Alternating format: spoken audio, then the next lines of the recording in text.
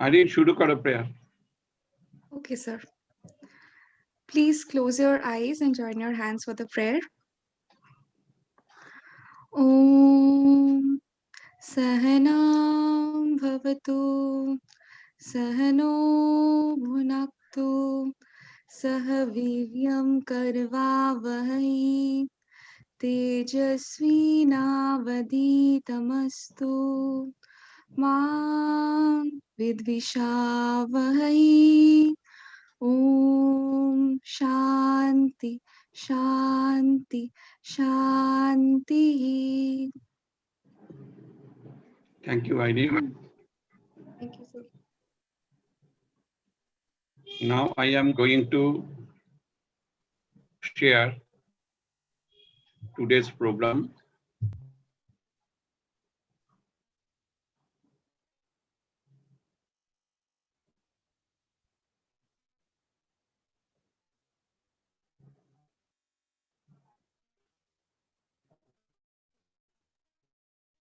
Is it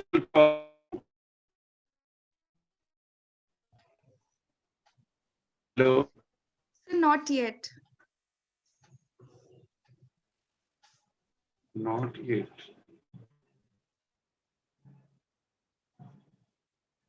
দাঁড়াও, কি হলো?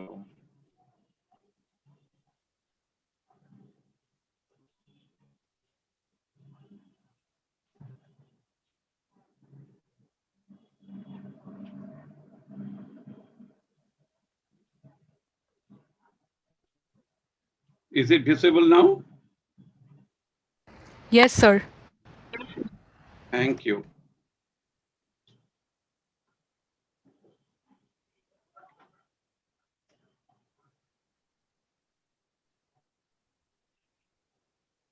Okay, before starting, we will finish some of the interaction amongst all the members. So let's finish first. Pallavi, please you introduce yourself. Hi, I'm Pallavi Sen, and I have just completed my post-graduation from West Bengal State University in Clinical and Counseling Psychology, and I have just started work with this institute, and I'm blessed to work with work with sir. So, and I want to continue, and like I'm lucky enough to attend such a seminar like this. Thank you so much. Thank you, Pallavi, for being with me. Irene, please introduce yourself. Good morning, everyone. My name is Irene Chattopadhyay. I'm currently pursuing my master's in Industrial and Organizational Psychology from Adamas University. And I'm also currently working under Sir in different internship programs. And I'm also part of the environmental science internship from which Rupanjali will be presenting today. Thank you, everyone. Thank you, Irene. Rupanjali, please introduce yourself. Hello, everyone. My name is Rupanjali Shramadar. I'm a student, I'm a master student at the Department of Psychology of University of Calcutta. I will be talking a bit later on today about attitude and theory of planned behavior, and I'm currently pursuing the internship course in environmental science from Rabindranath Psychotherapy Research Institute Trust, and I'm very thankful to be working with Sir and to have learned such a lot from him in the past few weeks. So, and I'm very thankful to be getting this opportunity to speak today. So, thank you, everyone. Pooja, are you okay? Pooja, please introduce yourself.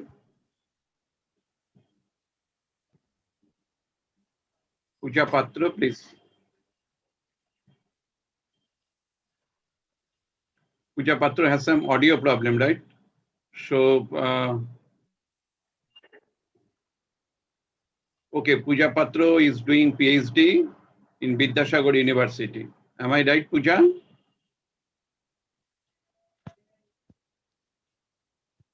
Pooja has some audio problem. Okay, thank you, Pooja. Thank you, Rupanjali. Thank you, Irene. Thank you, Pallavi. So now I am going to start our program.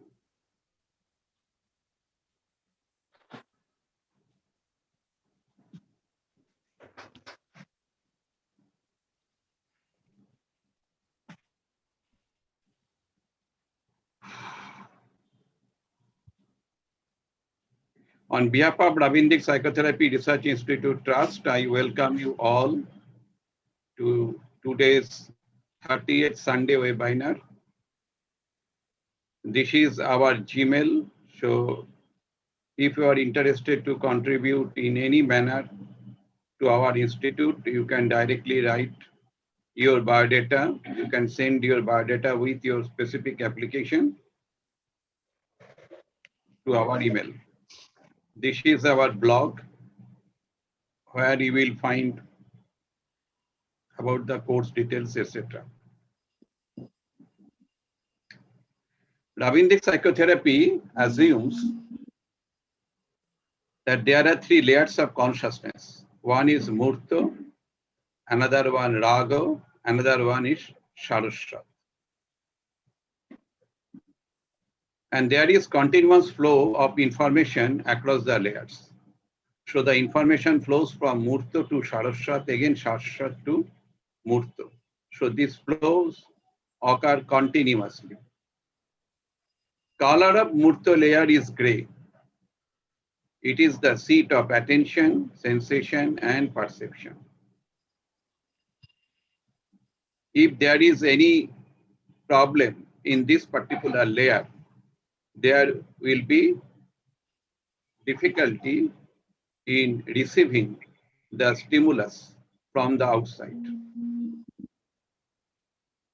So the same stimulus will be perceived in different manner when it comes from Murta to Raga layer.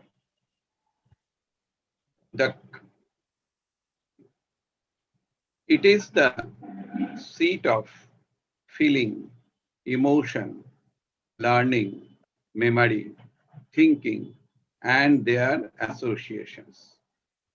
It is colorful and filled with different flows in consciousness. The innermost area is the Saraswat layer. It is the seat of harmony with surroundings, the aesthetic and way to creativity and innovation. The Institute gives importance on research methodology and different therapeutic techniques. In teaching, we are always giving importance on the research methodology. We are trying to control the error factors on the response. So this is our motto, Tamosho Ma Jyotirgama. This logo is drawn by our Secretary and Treasurer, Ms. Sudipta Majumdar. Initially, it started as Rabindranath Psychotherapy Research Institute. The word trust was not there. So when we have registered our name following the Indian Trust Act, Ms. Shobita Chakraborty added the word trust. Let's have prayer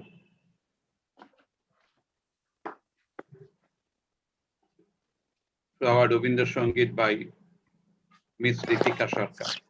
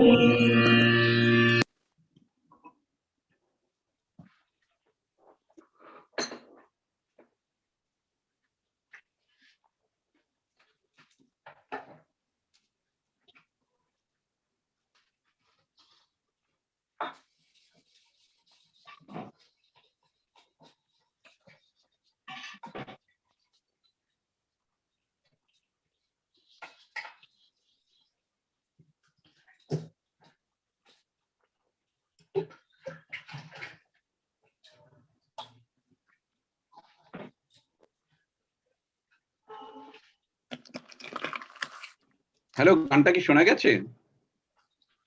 হ্যাঁ sir. Okay, Yes, sir. Thank you.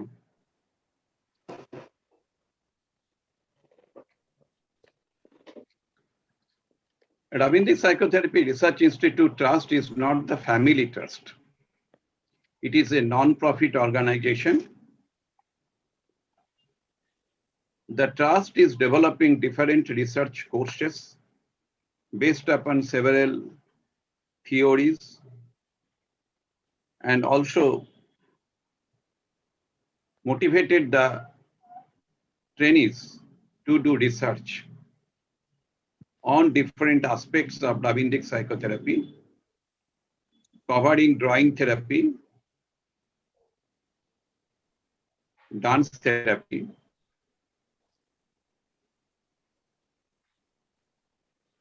story therapy, forensic psychology, data science, etc. This trust is registered under Indian Trust Act 1882. This is our registered number. And Ms. Sudipta Majumdar, she is the secretary and treasurer. Dr. Rama Manna, Dr. Subroto Bashak, me, and Dr. Khatua. We are all the 5 trustees. We are regularly conducting meeting and we are discussing the development of our institute.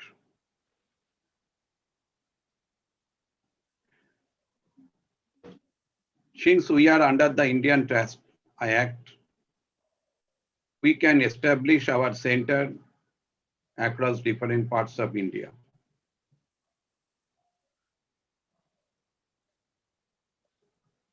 Rabindranath Psychotherapy Research Institute has some goal. One goal is the self-awakening, freedom of imagination, peace goal, sustainable environment, and harmony. So today,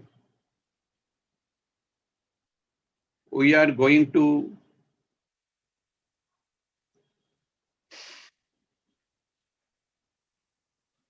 present the attitude and theory of planned behavior by Ms. Rupanjali Samadar.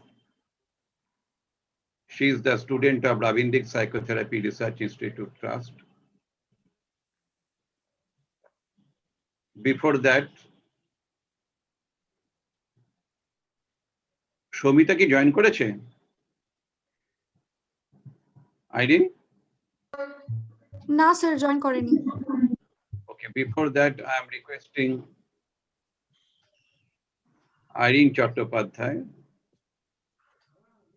She is my favorite student to introduce the course of academic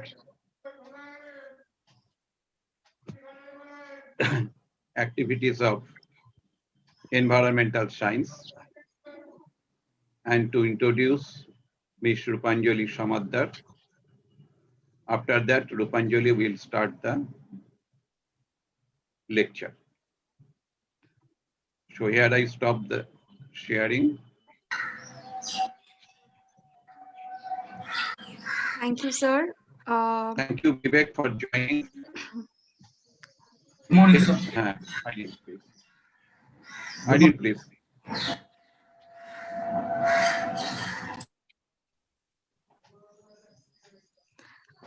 Thank you, sir. This is the course for internship for research in environmental science, and the course objective includes concept of natural environment and biodiversity and various implementation processes in the context of environmental protection, and with special emphasis on pro-environmental behavior. This course is specifically meant for students who wish to have a clear understanding about research on various areas of environmental science and attitude scale construction.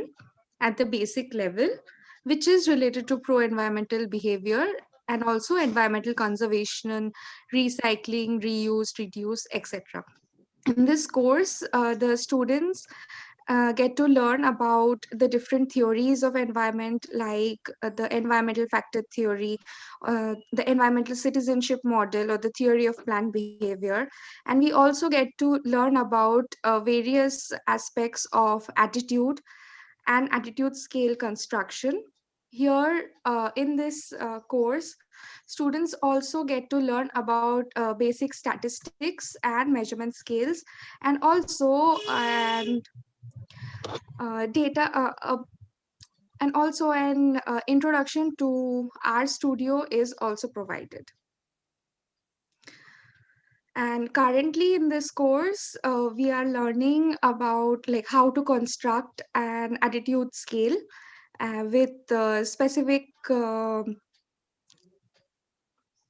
interest leading to conservation of the hills, conservation of the water, conservation of birds, and conservation of seeds. Today, one of our students, Rupanjali Shamadar, will be presenting on attitude and the theory of planned behavior. She's currently in the third semester of her master's studies in the Department of Psychology, University of Calcutta. She has completed her bachelor's degree from Gokhale Memorial Girls College, and her areas of interest include clinical psychology, experimental psychology, research methodology, and social psychology. She's also an avid reader and enjoys reading and sketching in her spare time. I would like to invite Rupanjali to come and introduce herself and go forward with her presentation.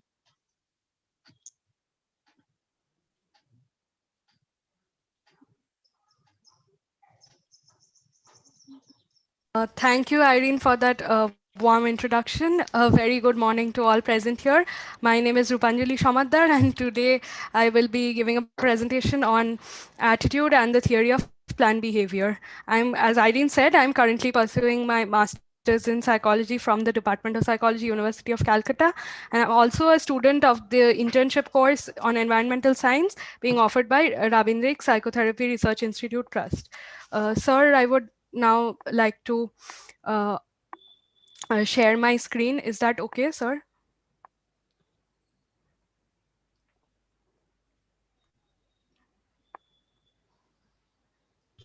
Yes, you can start sharing the screen. Okay, thank you.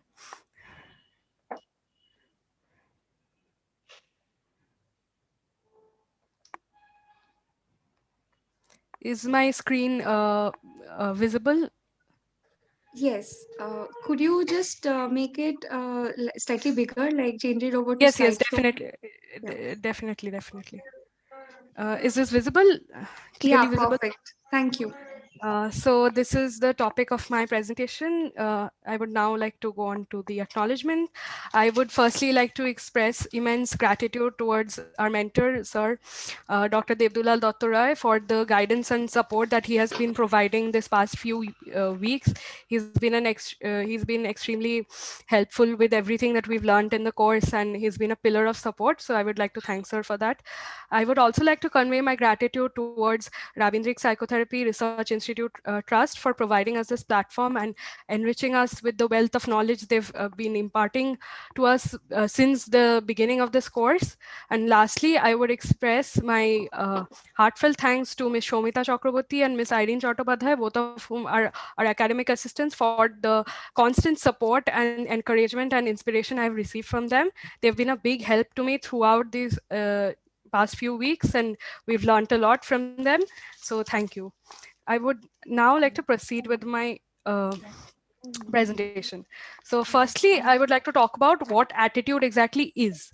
The term attitude refers to a relatively general and enduring evaluation of some object, person, group, or concept along a dimension ranging from negative to positive. So attitudes are generally referred to as evaluations, and they are opinions and basically their judgments about various concepts. These concepts or objects or persons, all of these are referred to as collectively as attitude objects. So next we have Smith, Fabregat, and Norris, who talk about attitude as being a global and lasting evaluation, and they are stored, they say that attitudes are stored in long-term memory, and they are different from being transitory psychological states. Like transitory psychological states like moods, or things that moods which change over, not moods, like affective states which change over time, such as feelings. So attitudes are generally more of a relatively permanent nature, and they would change if certain things occur to if certain things occur to change them, but generally they are held for a pretty long time. So then lastly, attitude is also defined as a predisposition which inclines an individual to act in a particular way towards some aspect of their environment.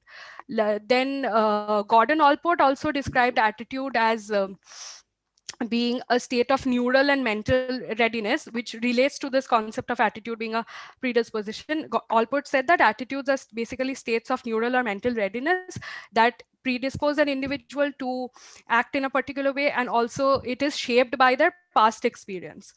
Now that we've described attitude, we will come to what constitutes attitude.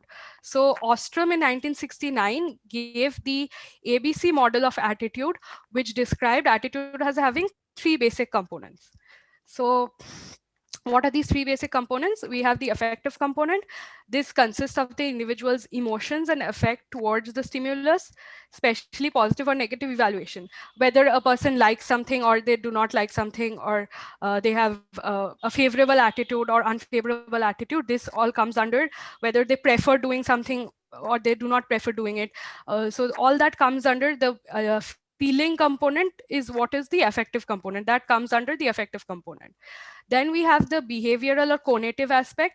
This refers to a person's actions towards the stimulus, which means that how a person tends to act towards the attitude object.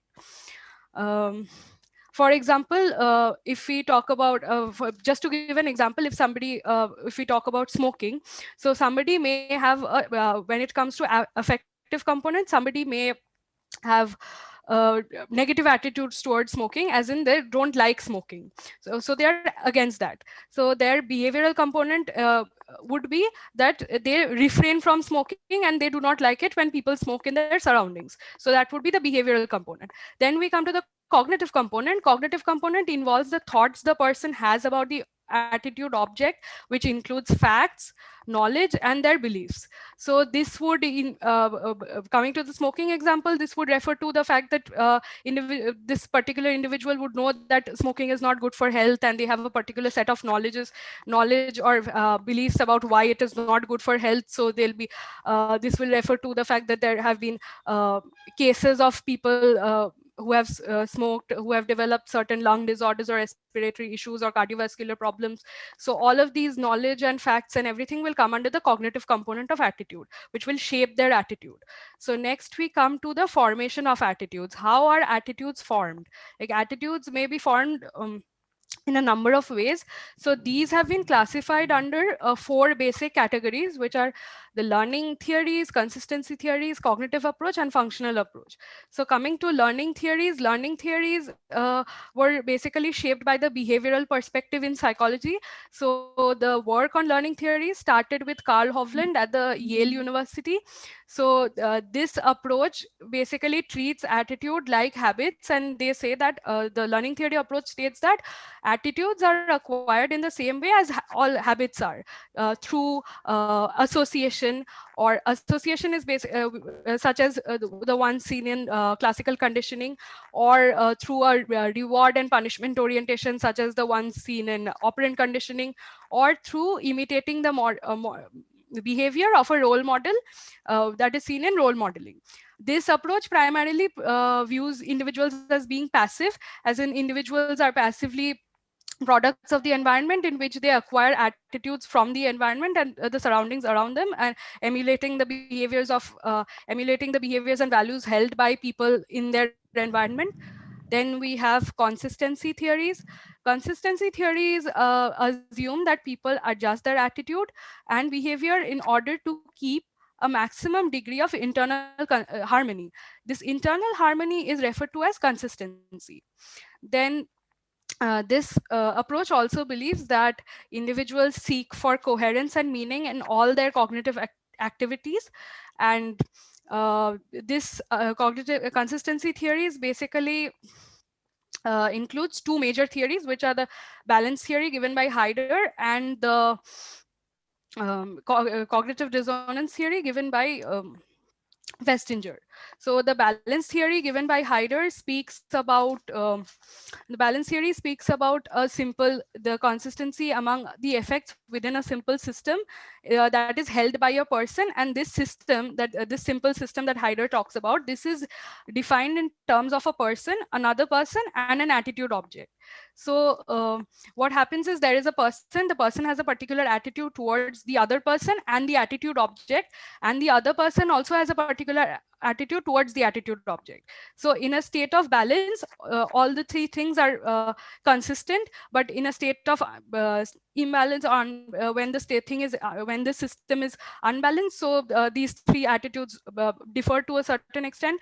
And the individual, the person at the center of this system, the person is motivated to change one or more of these attitudes in order to restore the sense of consistency or congruence within the system, so that things can be balanced and the person can arrive at a sense of coherence. So next, again in the consistency theories approach, we have the cognitive dissonance theory, which was proposed by Festinger. Cognitive dissonance is basically something that is cognitive dissonance basically describes feelings of discomfort that are generated by a person, that is generated among a person's belief systems or inconsistencies between attitudes and belief. For example, somebody believes something and they act in a different way that is contradictory to their belief, or they're because of their circumstances, or they're motivated to act in a different way that betrays or goes against the attitudes that they hold. So that would create a sense of discomfort or unrest within the person. So that would be referred to as cognitive dissonance according to Festinger. This was proposed in 1957. So the person would be motivated to restore the sense of consistency within the person and to restore the internal harmony. The person would be motivated to change their attitudes to restore the former sense of consistency that was there, and to reduce the cognitive dissonance.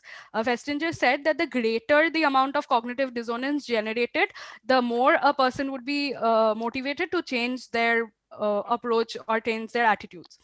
Then we come to the cognitive approach. This has two theories, the expectancy value theories and the cognitive response theories. Under expectancy value theories, an individual develops and modifies their attitude by weighing out positive and negative outcomes of their positive and negative aspects of their beliefs and about an attitude object, and also adopting the best possible alternative after carrying out this evaluation. This approach considers not only the values but also the expectations or the beliefs that people have about the beliefs that people have about the outcomes resulting from these values. Then we come to the cognitive response theory. Cognitive response theory basically seeks to understand attitude by understanding the thoughts people generate in response to the persuasive communications. And this predicts that attitude change depends on the amount, or which is how much and what kind of counter arguments that are generated in response to persuasive messages. Um, for example, somebody tries to convince we see this often in terms of sales or marketing ventures, when we go to supermarkets or shopping complexes, and there are people who to convince us to buy something or try a new product that has recently come into the market, or a new version of something that was already there. They're always convincing us to try something new. So this is a sort of persuasive communication that comes from people trying to sell things. So in response to the cognitive, with regard to the cognitive response theory, an individual that probably holds a particular attitude about that product. They have a fair idea about the brand or the kind of product. Maybe they've seen it, seen advertisements of it, or they've used it, or they've seen it around in the markets, or they've seen other people using it. So they have a basic idea about it and they've formed an attitude. But then comes in the persuasive communication, and people are motivated to they start engaging in some kind of counter arguments, that why should I buy this, why should I shift what preference I already have, why should I be motivated to change my attitude. So there is a certain level of counter argument that arises from these persuasive communication. And if the counter argument is not strong enough, and if the counter argument is not strong enough and the person cannot find enough reasons as to why they should change their preference or go for the new product, so that might result them to change their previous attitude and form a new attitude, which will lead them to try the product. And if they have a very strong counter argument, they will not be motivated to change their attitude and go and try the new product. Then we come for the functional approach. This suggests that attitudes come into being to serve a particular function. According to this, attitudes generally serve many functions, and some of these functions are known as instrumental or utilitarian functions, or knowledge functions, expressive functions. Expressive functions are basically to do with self-expression, and ego defense functions, which serves to protect an individual's ego from further anxiety or any kind of negative influences. Then we come to the pro-environmental attitude. Pro-environmental attitude is a particular type. Attitude can be of various types. This is a one type. So pro-environmental attitudes, first to define pro-environmental attitudes. Pro-environmental attitudes can be defined as a concern shown by an individual towards the natural environment. It involves showing interest and towards and caring about issues plaguing the environment. Giffords and Sussman in 2012, they said that this pro-environmental attitude has two dimensions, which are characterized as utilization and preservation.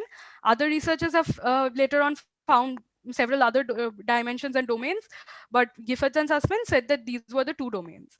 So pro-environmental attitude is very important in this present day and age, because there is a lot of harmful effects that are going on in the environment. Human activity is having a significant impact on the environment. We as individuals, we are facing the impact of impact of human actions, such as pollution, where people are polluting the environment, and as a result there are so many health problems. And not only health problems, if there are not only like physical health problems, mental health is also being affected by the impact that human actions have had on the environment. In the last few years, and even in the last decade alone, the amount of degeneration and decline that the environment has gone through, it is just unthinkable compared to the previous at any point in human history. Actually, there are species that are undergoing extinction. So at a time like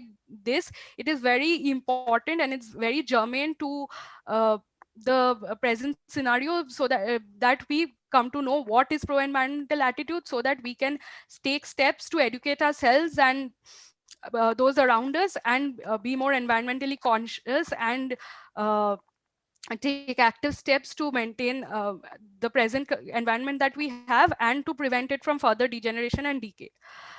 So this is why pro-environmental attitude is a very important concept uh, that should be studied at this point. And that is why there is a lot of research going on about pro-environmental attitude as well. So there are a number of influences on pro-environmental attitude. The pro-environmental attitude is determined by a number of factors. These factors can be contemporary events, such as the global climate strike that we saw around the world, with Greta Thunberg leading protests about climate change, and so many other people got involved in it. So these are some of the contemporary events. Then we have political scenario, that what kind of policies are the governments around the world implementing and formulating when it comes to the environment. Then we have an individual's age. For example, we see younger people nowadays, those falling in the younger generation, like adolescents and young adults caring more about the environment than their previous generations did, because they realize that they are in a crisis, the environmental crisis, and their future is going to be impacted by the kind of environment that we see now. And if it goes further decay, it is not only going to affect them but also their future generation.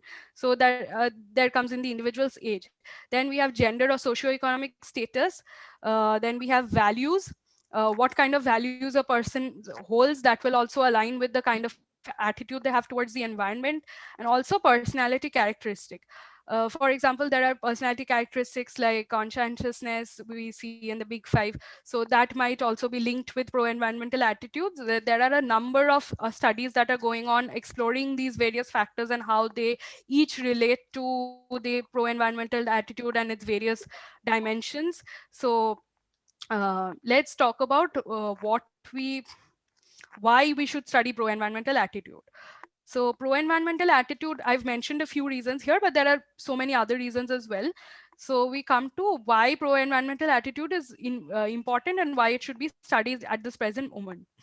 Firstly, studying pro-environmental attitude, like I was talking about, studying pro-environmental attitude might inform the formulation and implementation of policies about the environment.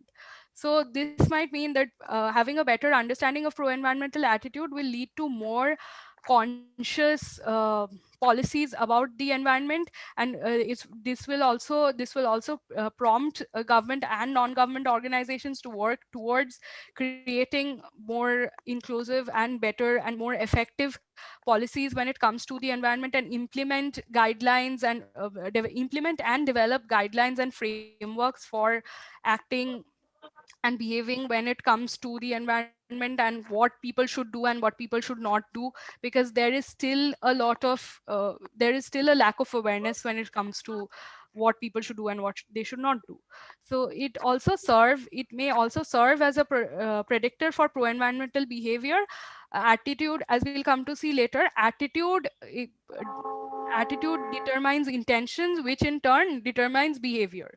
So if we study pro environmental attitude, we might get to know that what kind of pro-environmental behavior a person is likely to engage in.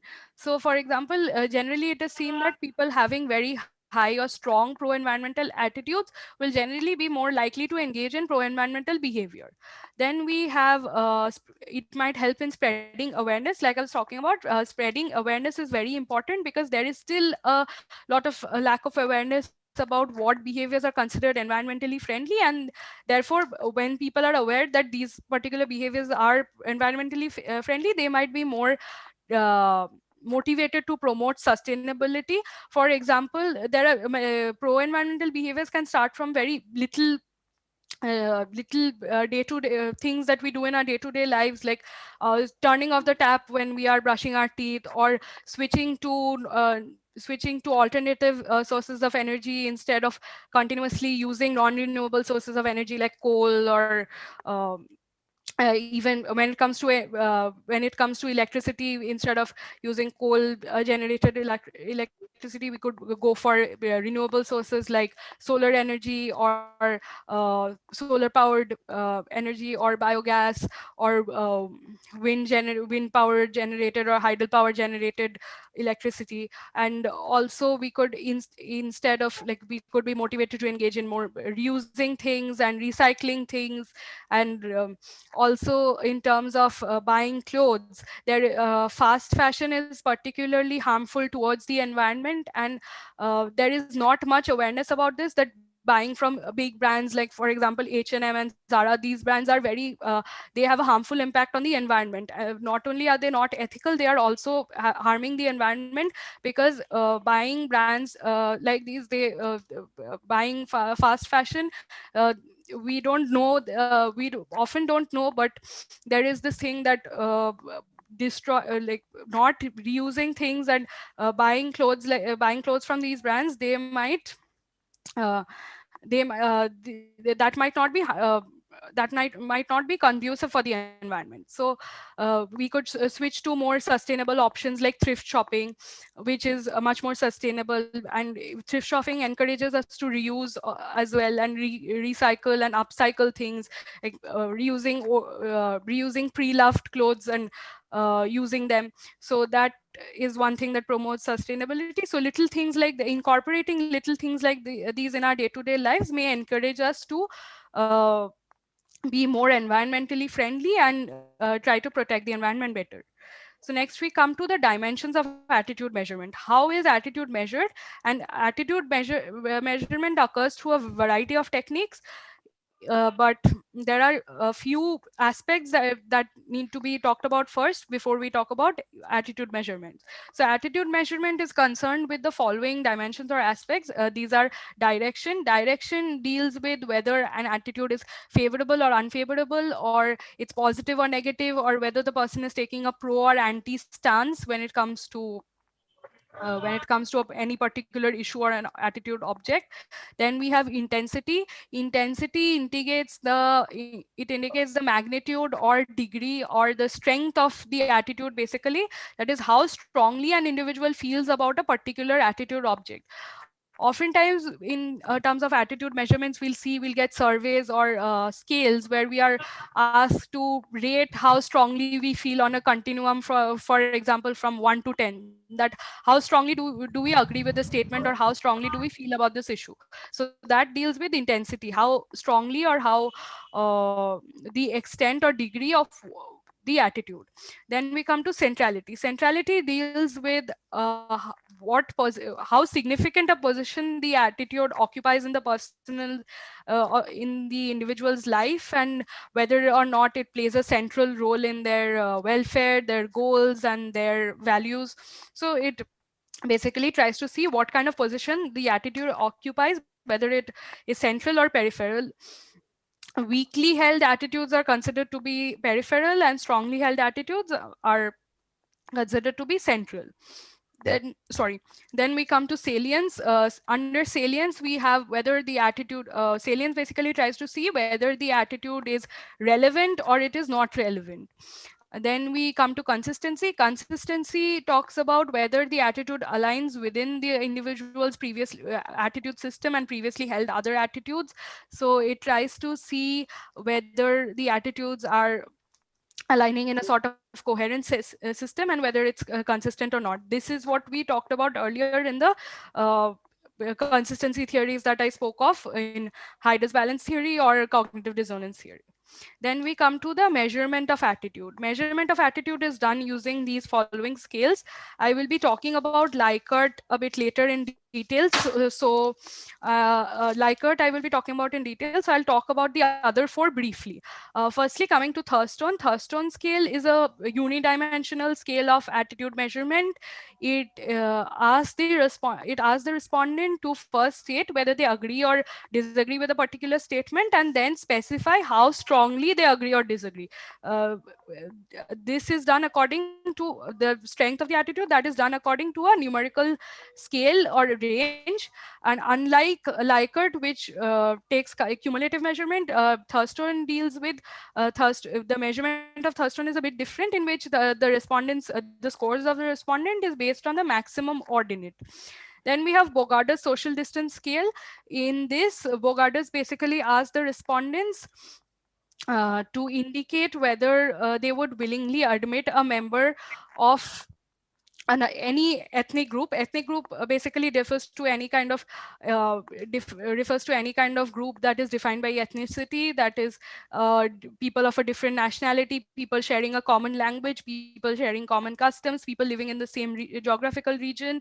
So that is all related to ethnic group. So Bogart's social distance scale, that tries to see whether uh, um, respondents are asked to indicate the classification to which they would willingly admit members of a different ethnic group or various different ethnic groups. So for example, we are given a list of nationalities for we had to we are given a list of nationalities from India and neighboring countries such as probably Pakistan, Bangladesh, China, Sri Lanka, and individuals are asked to rate to which degree they would to which degree of social closeness or intimacy they would admit members of these countries to enter. So for example, this includes a number of statements. The first statement is to close kinship by marriage, then the second statement is to my club as personal chums, then there is a option of to my occupation, then there is an option of to my same neighborhood, then there is an option of um, whether I would allow them only as visitors in my country, and whether I would completely exclude them from my country. So in case of country, so that is that is the example of Bogart's social distance scale. Then we come to Gutmann's cumulative scaling. This is also referred to as scalogram. It is a unidimensional measurement that is used in situations when an individual scale is required for a continuum of opinions or attitudes. So the basic concept of Gutmann's cumulative scaling is there is a list of statements, and individuals are asked to indicate to what extent they agree or disagree. And uh, since this is a list of statements, if individuals agree to the last statement, it automatically implies that they've agreed to all the statements preceding it. If there are, for example, in a five scale Gutmann's cumulative scaling, if there are five statements, if the person has agreed to the fifth statement, it implies that they've already because all the statements are related, if the person agrees to the fifth statement, it implies that they've agreed to the four statements preceding it, and they get a score of 5 because they've agreed to the fifth statement. So it means they've agreed to fifth statement and all the ones preceding it. So the fifth one and all four preceding it. For example, if somebody gets a score of 3, it means they've agreed to all the statement up till the third statement, and they don't agree to the statements under it.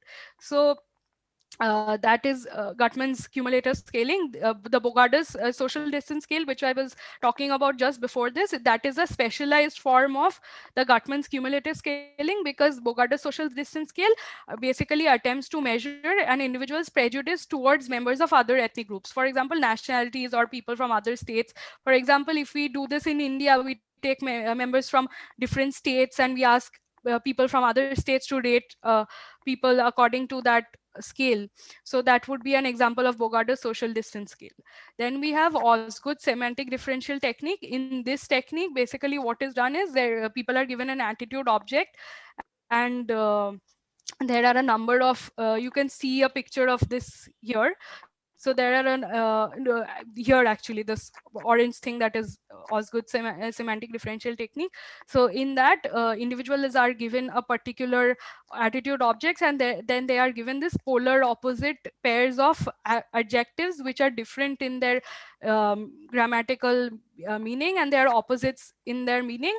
So individuals are asked to rate to which of the adjectives they agree to, and then specify that and rate that. So basically Osgood invented this technique so that the connotative meaning of the emotional aspect of attitude, because all of these adjectives are all related to the emotional aspect.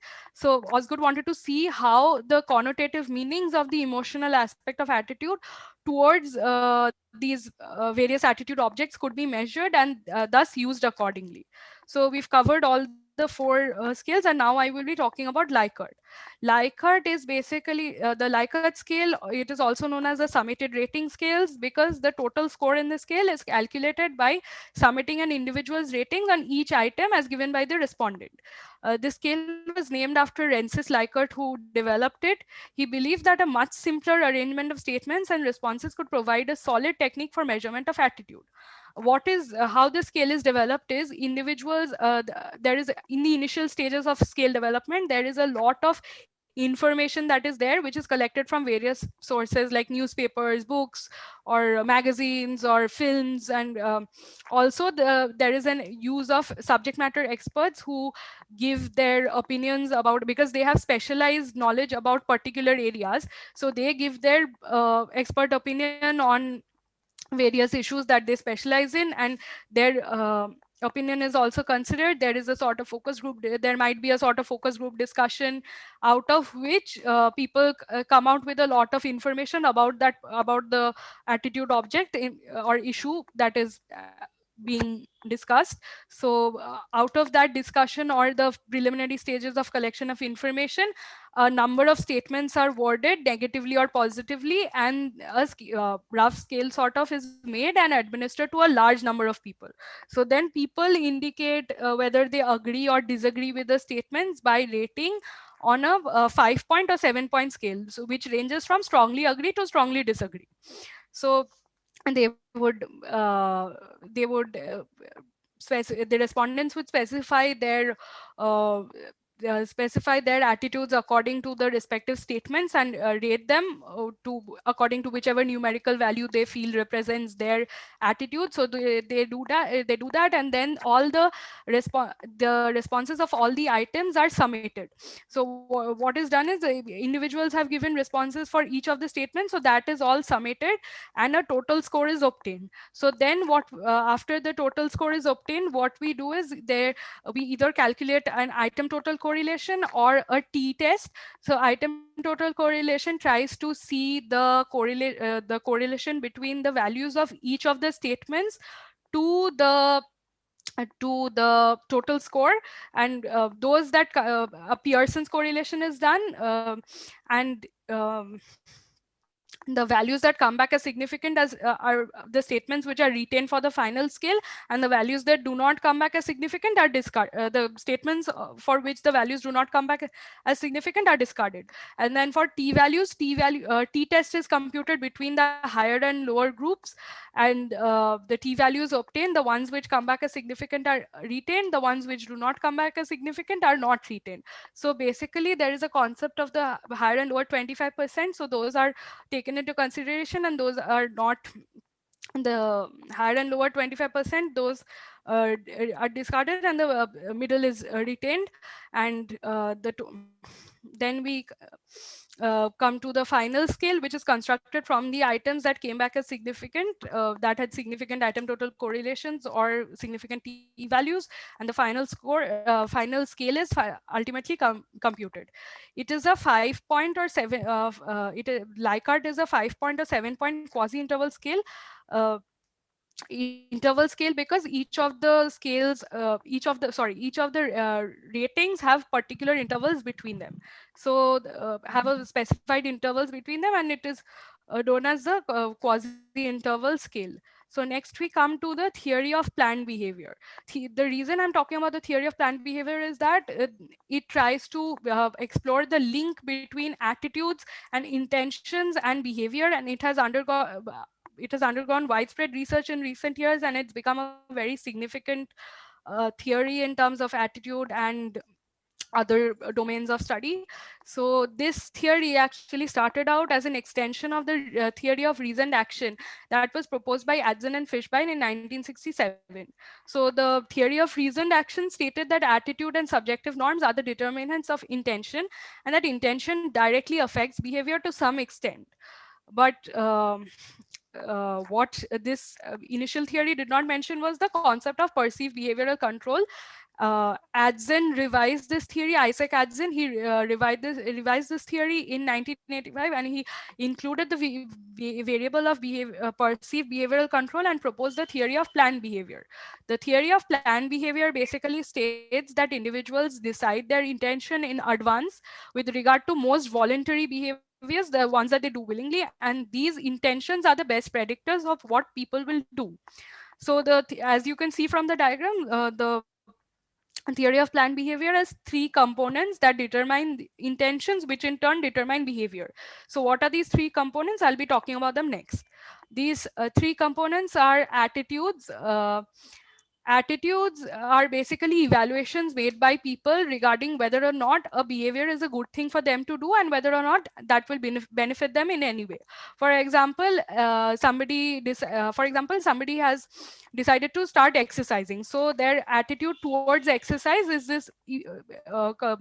is the component of evaluation. So if somebody believes that exercising is good for them to do, that it gives them it boosts their energy, or it makes them lose weight, or it keeps them physically fit, so that might be that might and they because of the various effects that they see exercise is doing for their body and themselves, so they might have a positive attitude towards exercise, so they see it positively. So that is their attitude. Then I come to subjective norms. Subjective norms are basically the component that deals with the social pressure or influence on the behavior's acceptability or appropriateness, as in whether the behavior is deemed acceptable or appropriate in the particular social context. So this might be influenced by opinions of others in the environment and that of society at large. Coming to the example of exercise. So for example, if there is a lot of social pressure for a person to exercise, their family is constantly telling them to that you should exercise, and their friends are also exercising. Or for example, the person sees that one of their friends is joining a gym, so they might be motivated to go along with the friend or an exercise. So that might create an intention for them to exercise, and if they already have a positive attitude towards exercise, this will only motivate them further to go about and actually participate in exercising. Then we have perceived behavioral control. This deals with an individual's expectation of success in performing the contemplated behavior. This is similar to the concept of self-efficacy. So the concept of self-efficacy was given by Bandura, who spoke about an individual's evaluation of themselves and whether they think that they will be able to perform an behavior effectively or not, and their expectation of success regarding the outcome of that behavior. So this is related to that. And whether if with the relating to this to the exercise example, if a person believes that they will be successful in exercising, they will obviously be motivated to go forward and exercise. So coming to the applications of the theory of planned behavior, where has this theory found usage? Um, Primarily, it has been used a lot in health psychology and the domain of public health, in linking beliefs and actions of individuals, and in order to understand why individuals choose to practice health related behaviors. For example, it has been used a lot to study why individuals engage in health promoting behaviors, such as practicing a proper diet, going for exercise, going for immunization. All these are considered as health behaviors. And then we also have health inhibiting behaviors, such as for example, using substance abuse, that is considered to be a health inhibiting behavior. Leading a sedentary lifestyle, that is also related to being a health inhibiting behavior. So why people choose to why different people choose to engage in different patterns of either health promoting or health inhibiting behaviors, that has been explored through the means of the theory of planned behavior. It has also recently found usage in environmental science and environmental psychology to study human behavior, and to study the impact that human behavior has had on the environment. And this has gained a lot of importance and research in recent years. It has also been used as a means of interdisciplinary research, because there is a lot of overlap between a lot of fields these days when it comes to researching, not only environmental science but also in health psychology. And both of these fields, there is a lot of scope of interdisciplinary research, and that is why it has been used in a number of fields, not only the other two fields that I mentioned earlier. So lastly, coming to the limitations of the theory of planned behavior, um, I would like to talk about the various criticisms that have been leveled against this theory. So firstly, a lot of people have said that intentions and behavior are only moderately related, that individuals do not always do what they intend to do. For example, we might, coming back to the exercise example, we might often say that we intend to exercise, but we may not actually get around to carrying out that behavior. We may not get around to performing that exercise. We may have a lot of intent behind wanting to do that behavior, but the ultimate execution and the intention, there is a the big gap between the two. So how this gap is bridged is a matter of concern. So research has had a greater research has shown that individuals have had a greater likelihood of carrying out their intentions if they plan carefully, and then they continue to keep track of their efforts, and that they will need to continue the behavior on a long term basis, and they are confident that they can do so. So what mediates the gap between the intent and the actual practice of the behavior is whether individuals have developed a concrete plan of how to carry out this behavior and how to go about it. For example, if somebody intends to exercise, so they should have a proper plan for how long they want to exercise, like how many days per week or how many hours per day. So they should have a plan for that, what exercise they intend to do, how are they going to go about it, where are they going to do it. All this needs to be planned out. And they also need to keep track of their efforts, that how much are they exercising per day, how much are they exercising per week, are they meeting the regular amount of recommended activity that is there, or are they not meeting that, or are they falling short somewhere, where are they falling short. So they need to keep track of their efforts, and they will need to continue the behavior on a long term basis. Obviously, in order to see any lasting benefits or any kind of change, the behavior needs to be continued on a long term basis, whether that can be any kind of behavior, whether it's exercising, whether it's practicing a proper diet, whether it's quitting smoking. Any kind of behavior needs to, or even if it's a pro environmental behavior, just recycling or reusing something for a week or planting one tree one day is not enough. People need to take care of the tree or continue to recycle or reuse on a longer basis, long term basis, so that their behavior can have a long term impact. They can also they also need to be confident that they can do so, as in the person who is taking care of a plant needs to be or planting trees, the person needs to be confident that they will be able to do this on a long term basis, that this is something that they can do. This relates to the self efficacy that I spoke about earlier, and also the perceived behavioral control as stated by Adson. So it also does not account for other variables that factored into intention, such as fear, threat, mood, or past experience. And this research has already shown that people's past experience and their history of practicing health behavior strongly predicts their future practice behavior. So this theory does not speak of the other mediating factors that come between intention and behavior, such as fear. Fear may inhibit a person from, they might intend to do something, but they're afraid to do it, so they simply don't do it. So that is where fear comes in. Fear might inhibit their behavior.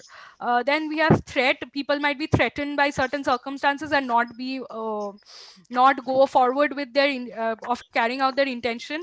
Then mood, if people are in a negative mood or low mood, they might not be motivated to carry out the intention that they have. So that might be one way that mood might mediate between intention and behavior. And past experience, if people have a past experience of not exercising, then one day suddenly if they decide to exercise, their past experience is going to hold them back from going ahead and actually exercising. So, or maybe if they have a past experience of engaging in exercising, so they might be more motivated, they know that they can do it, so they will be more because of their past experience, so they can be more motivated to go ahead and exercise and continue exercising. Then lastly, this theory, although it does consider normative influences, it still does not account for environmental or economic factors that might influence a person's intention to perform a behavior. How does environmental or economic factors how do environmental and economic factors come in? For example, if somebody wants, again, I'm repeating the exercise example. For example, if somebody wants to exercise but they don't have an environment in which to do so, there is no space for them to run, or maybe coming to people, maybe the people around them are not very supportive of their efforts in exercising, they might be discouraged to carry out their intentions and carry out their intentions and practice that particular behavior. And coming to economic factors, there might be the financial aspect, might be a matter of concern for a lot of people, that in order to start exercising I might need to get a gym membership, which is not something I can do financially, or maybe I have to invest in running gear, which is not again a matter of concern, which is not, again a matter of concern for them financially, which might be a reason which inhibits them from uh, practicing that particular behavior. Like coming just to speak about health behavior, or coming about or talking about environmental behaviors, financial aspect, but there might be also a issue that buying instead of for example, like chemically or mass produced vegetables, there people might be going for organic vegetables, but organic or environmentally friendly options, which might be a bit costlier. So that there comes in the economic factor.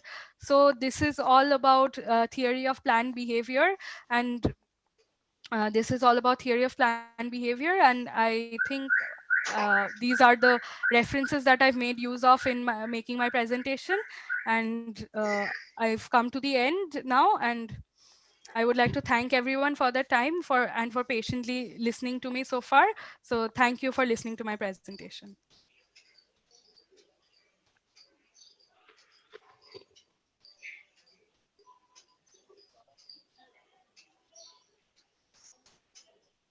Thank you, Rupanjali. Very nice presentation. Thank you, sir. I have few observations. Number one, you have missed the social constructivism theory of Lev Vygotsky.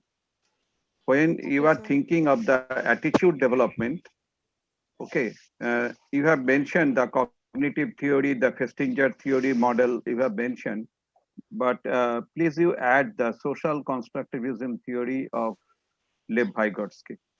Okay, Okay, sir. this is very important, particularly for the attitude development, etc. Another thing, that is the content delivery and the presentation. There is a gap between the two. So please, you fill it up, huh? Because you have mentioned many things, uh, but you have shown only the points. But you have mentioned many things. This is very important. This is very good one. But since our intention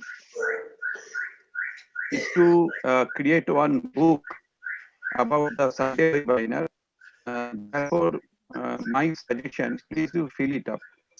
Okay, Okay, sir. Okay, sir. because you have mentioned the salience, you have mentioned, etc. And another important thing, that is you have not given importance on the validity. You have importance on the consistency, the reliability, but you have not given importance on the validity aspect. So please you keep importance on the validity. Okay. Okay, sir. Okay, sir. Uh, and you have nicely covered the statistical techniques, that is the Pearson product movement correlation, t-test, etc. And theory of planned behavior is very, very useful. And you have covered very nicely the advantages and the disadvantages of the theory of planned behavior.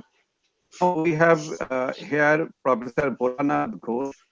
Mm, he is from the sociology background, and he has wide experience in sociological aspect. So, Professor Bhola Ghosh, would it be possible for you to say a few words about Professor Bhola Ghosh? Are you here? Professor Bholanath Ghosh.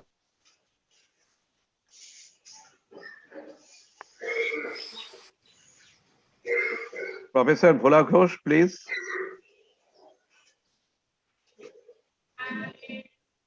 Uh, I do not know whether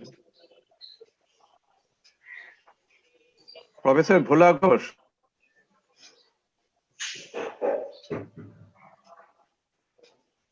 What happened?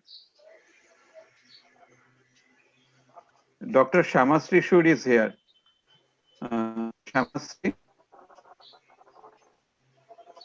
Yes, sir. No. Please a few words. About the presentation. Yes. And please Sir, about introduce yourself. okay. Introduce yourself and then about the presentation. Okay. Thank you, Dr. Dedulal Dottoray, sir. I am Dr. Shamustri Shur, Assistant Professor and Head of the Department of Education, Siddhinath Mahavidyalaya. It's situated in Panchkura and in Purbo Medinipur under Vidyasagar University. And I'm working in this college since 2017 February. And about this, I am the students of Dedulal Dottoray, sir, and I have pursued a course and music therapy for autism management in the year 2019 January February batch. And after that, I am attached with sir for different aspects. And due to my job, I could not join all the courses, but I try to listen all the webinars that he arranged regularly in the Sundays or other days. I try to attend.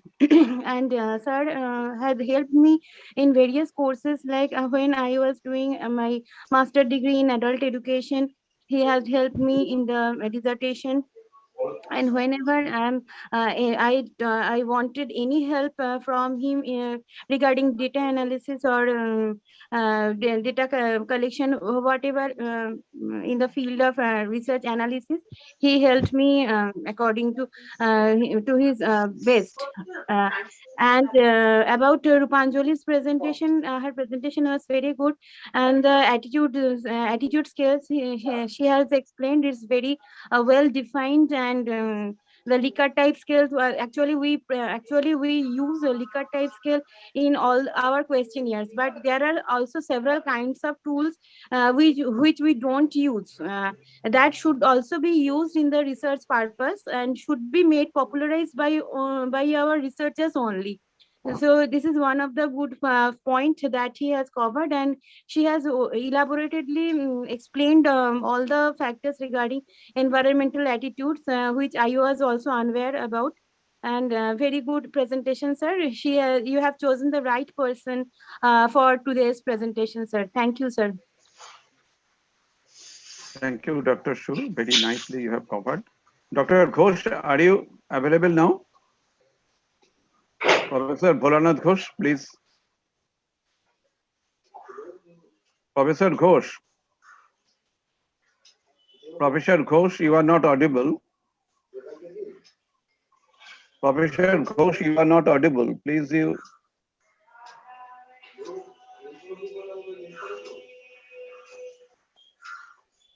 Professor Ghosh, you are not audible.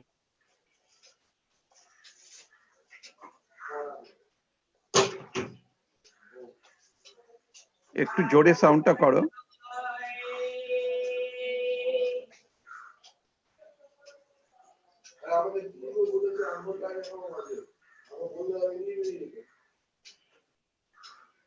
তোমার কথা কিছু বোঝা যাচ্ছে না professor Ghosh. ভোলা, তোমার কথা কিছু বোঝা যাচ্ছে না।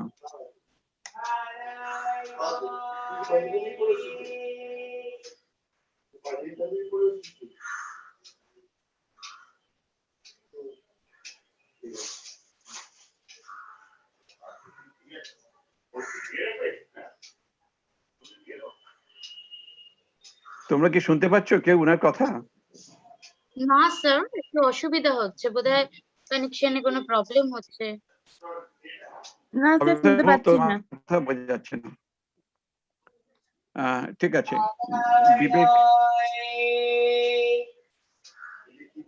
Vivek is also from the same group. Vivek, what is your observation?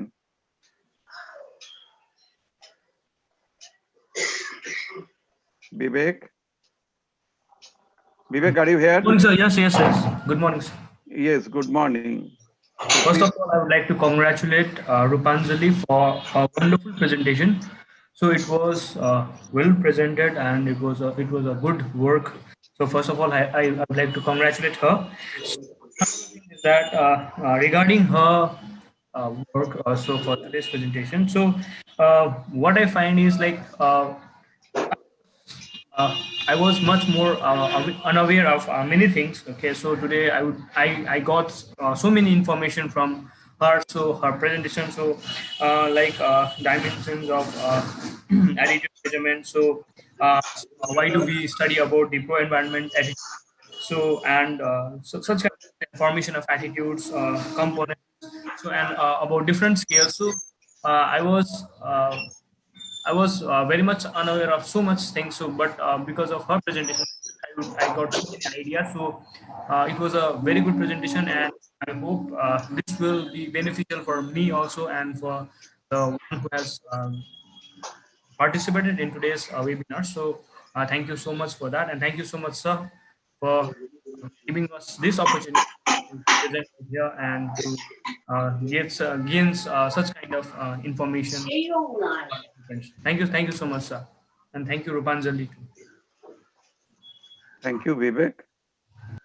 আমাদের এখানে পূজা, is it possible for you? Are you okay now? Pooja Patra, are you okay?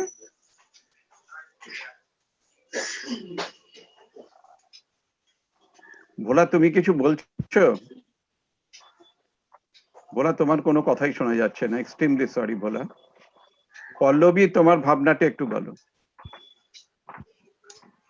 Hi, sir. It's a great pleasure to listen such a great seminar. She is like researching on that topic, and the research is very deep and like no. I want to say it's a very informative, and the way of delivery is very good, and I have learned and throughout the webinar. And thank you so much, sir, for giving me such opportunity to attend such a great seminar. Thank you so much, sir. And thank you, Rupanjali. Thank you Pallabi. Samita, তোমায় miss করেছিলাম, তুমি একটু বলো কিছু। তুমি আছো সমিতা? হ্যাঁ sir আছি। বলো। বন্ধ করে কি করছেন? অলমোস্ট মানে ওর মানে কোর্স অ্যাকর্ডিং টু কোর্স ও তো অনেকটাই কভার করেছে। So I am very feeling proud and happy for her, and thank you sir for guiding her so well, because I was not at all present because my some family issues, but sir you are so excellent sir. And Rupanjali, ও যে আপনার গাইডেন্সটা নিয়েছে, আইরিনও ছিল, ওকে help করেছে। Thank you all sir. Thank you Sumita, thank you Irene, খুব ভালো গাইডেন্স দিয়েছো। আইরিন, এবার তুমি কিছু বলো। Thank you, sir, and thank you, Rupanjali, for this wonderful presentation. I seriously did not think that it will be like so good. যতবারই ও আমাকে জিজ্ঞেস করেছে যে এটা ঠিক হচ্ছে ওটা কিনা, and seriously it was really really good, and the content was really deep আর খুব ভালো করে বুঝিয়েছে, and yeah, it was an amazing effort on part of all of us, and especially Rupanjali. It was really good. Thank you Irene. আচ্ছা, তোমরা কেউ যাবে না, আমাদের মধ্যে মিস্টার কৌশিক মজুমদার জয়েন করেছেন।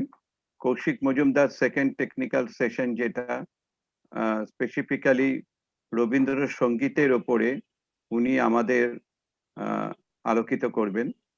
উনি বিদগ্ধ পণ্ডিত রবীন্দ্রসঙ্গীতের ওপরে। তো আমি ওনাকে রিকোয়েস্ট করেছিলাম যে আপনি একটু বলবেন, কারণ কৌশিক বাবু, এবার আপনি নিজের পরিচয় নিজেই দিন। আমি আর আপনাকে পরিচয় দিতে যাব না, আপনি নিজের পরিচয় একটু নিজের দিন। আমাদের এখানে অনেকেই আছেন যারা রবীন্দ্রসঙ্গীতের খুব ভক্ত। তা কৌশিক বাবু, আপনি আছেন? হ্যাঁ, এবার আপনি একটু নিজের পরিচয় নিজে দিন, দিয়ে একটু আমাদেরকে সমৃদ্ধ করুন। আচ্ছা, নমস্কার। আমি সবাইকে, যারা আছেন, আমি একটুখানি শুনতে পেরেছি, তার জন্য আমি ক্ষমা প্রার্থী। একটা সুন্দর একটা আলোচনা চলছিল, though it was very technical and it was probably to an extent not understandable. আমি তো এই লাইনের লোক নই, but still then whatever the content I was hearing, I was really amazed. এবং এটা যে কতটা খাটনি involve, how much endeavor and the relentless efforts of the participants, I appreciate that, as well as the teach back session which was going on, that also I could somewhat follow, if not from the technical part, but at least from the face value of it. And আমার মূলত আজকে যে বিষয়, আমি রবীন্দ্রনাথের গান একটু মনের আনন্দে গাই। আমি ডক্টর দেব রয়কে থ্যাঙ্কস জানাচ্ছি শুধু না, I am ever grateful to him for having given me an opportunity to share this kind of a forum. And আপনারা যারা আছেন তারা প্রত্যেকেই নিজ নিজ ক্ষেত্রে you'll R very much dedicated and very much sincere, and as a result of which such kind of a paper presentation could have been possible by you all. And আমি রবীন্দ্রনাথের গানটা ভালোবেসে গাই মূলত। আমি একটু জানতে চাইবো ফ্রম দি পার্টিসিপেন্টস যে কেউ কি আছেন যিনি বাংলা ভাষী নন, অর্থাৎ বাঙালি নন, এরকম কি কেউ আছে? Though it's a national seminar, still এখনো কেউ নেই। তো that is an advantage to me, কারণ আমার ইংরেজি শুনলে আপনাদের ইংরেজি আপনারা ভুলে যেতে পারেন, সেই কারণে যতটা ইংরেজি কম বলা যায়। এবার আমি রবীন্দ্রনাথের গানটা শিখেছি, মনের আনন্দে গাইবার চেষ্টা করি, এবং রবীন্দ্রনাথও বারবার বলতেন যে গান কিন্তু মনের আনন্দে গাইতে হয়, সমস্ত গ্রামারটাকে মেনটেন করে গাইতে হবে। ভাষা যেমন it has a grammar, without grammar our language cannot persist or exist, so it is with music as well. Music khali saregama padanisa noy, it has a language which has to be understood, and which has to be not only understood, after having understood it has to be interpreted properly. Interpretation is something which ultimately helps you to connect with the audience, with the participants. আজকে এই যিনি পড়লেন রূপাঞ্জলি বোধহয়, তার পেপারটা had gone deep into the hearts of the participants. Why? Only because it was loaded with facts and figures? No, probably not. The way she represented, the way her everything, her intonation, her way of presentation, modulation, voice, pitch, everything had a value to the ultimate output. So that's how it goes. এবং রবীন্দ্রনাথের গানটা আমার প্রথমে মায়ের কাছে, পরবর্তীকালে দ্বিজেন মুখার্জি এবং শ্রীমতী সুচিত্রা মিত্রের কাছে শেখবার সুযোগ হয়েছিল। এবং আজকে দেবদুলাল বাবু আমাকে বললেন যে একটা টপিক, এটা খুব অ্যাবস্ট্রাক্ট, রবীন্দ্র মননে আধ্যাত্মিকতা গীত বিতানের আলোকে। এখন it is basically a concept based topic. এটা ইউ ক্যানট জাজ the topic just on the face value of the name of the topic. You have to রিয়েলাইজেশনটা খুব দরকার, যে কোনো জিনিসেই রিয়েলাইজেশন দরকার। রিয়েলাইজেশন না হলে আমরা সেই জিনিসটা retention power becomes very low if you don't realize. এবং বেসিক এডুকেশনের যে there are learning processes, there are 3 ways of learning, if I may say so. সেটা হচ্ছে, first is auditory, then it's visual, and then it is kinesthetic. Auditory learning is only through ears. যেমন একটু আগে একজন অভিষেক বোধহয় যিনি বলছিলেন, only we were listening to his audio. So with Dr. Roy also, I am seeing a profile, picture being exhibited on the flashed on the screen, and he is speaking. But Shamna Shamni, physically, we are not in a position to see him because of the fact that he is using only the auditory mode. Now, if I go to visual mode, the one which I am using, you are in a position to see me as well. You are in a position to listen to me as well. Kintu kinesthetic mode হচ্ছে, এটা retention পাওয়ার সব থেকে বেশি, though it is 28.5% as per statistics, but then still অন্যগুলো আরো কম। Auditory it is 7.8, and visual, to my gut feel, what I can recollect at this point in time, it is 14.2. 14.2 to 2 কি 14.23% এরকম। Now, kinesthetic হচ্ছে when you are speaking using all your sensory organs, and when you are communicating to the participant, wherein the participant is also, you are in a way compelling the participant by the manner of your speech, by your platform skills, I should say, to use his or her 5 senses. তার মানে চোখ, কান, নাসিকা, ত্বক, জিহ্বা সবটা দিয়ে, মানে when the session becomes more interactive, it turns out to be more successful. এটা আমরা সবসময় দেখেছি, যার জন্য after Rupanjali had ideally presented her paper, there was a teach back session, যে কে কতটা কি বুঝলো থেকে বড় কথা, what was the feedback, how did he or she like, যেটা ডক্টর রয় যিনি কন্ডাক্ট করছেন উনি আপনাদেরকে বলছেন। কারণ এইটা এখানে কি হয়, এখানে অধিকাংশরাই আপনারা উনার স্টুডেন্ট, এবং you have a connect with him. Now, situation might not be always the same.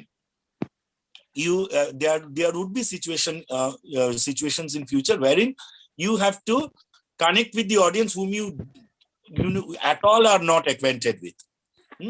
Sheita, which is more important. Je apni at all connected na. Am I audible now? Can I just have a feedback? Yes, you are audible. Yeah. So am I visible as well? Am I visible as well? Visible, yeah. Audible. Okay. এখন that is where your platform skills come into existence.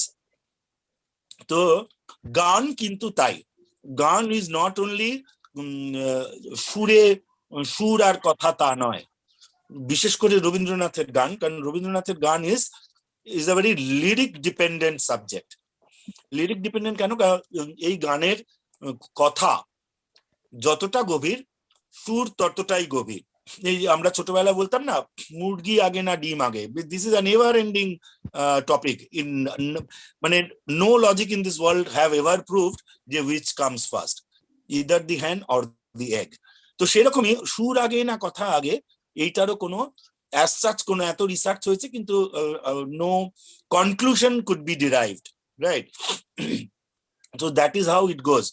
Now, Rabindra মননে আধ্যাত্মিকতা, না আধ্যাত্মিকতা ব্যাপারটা কি?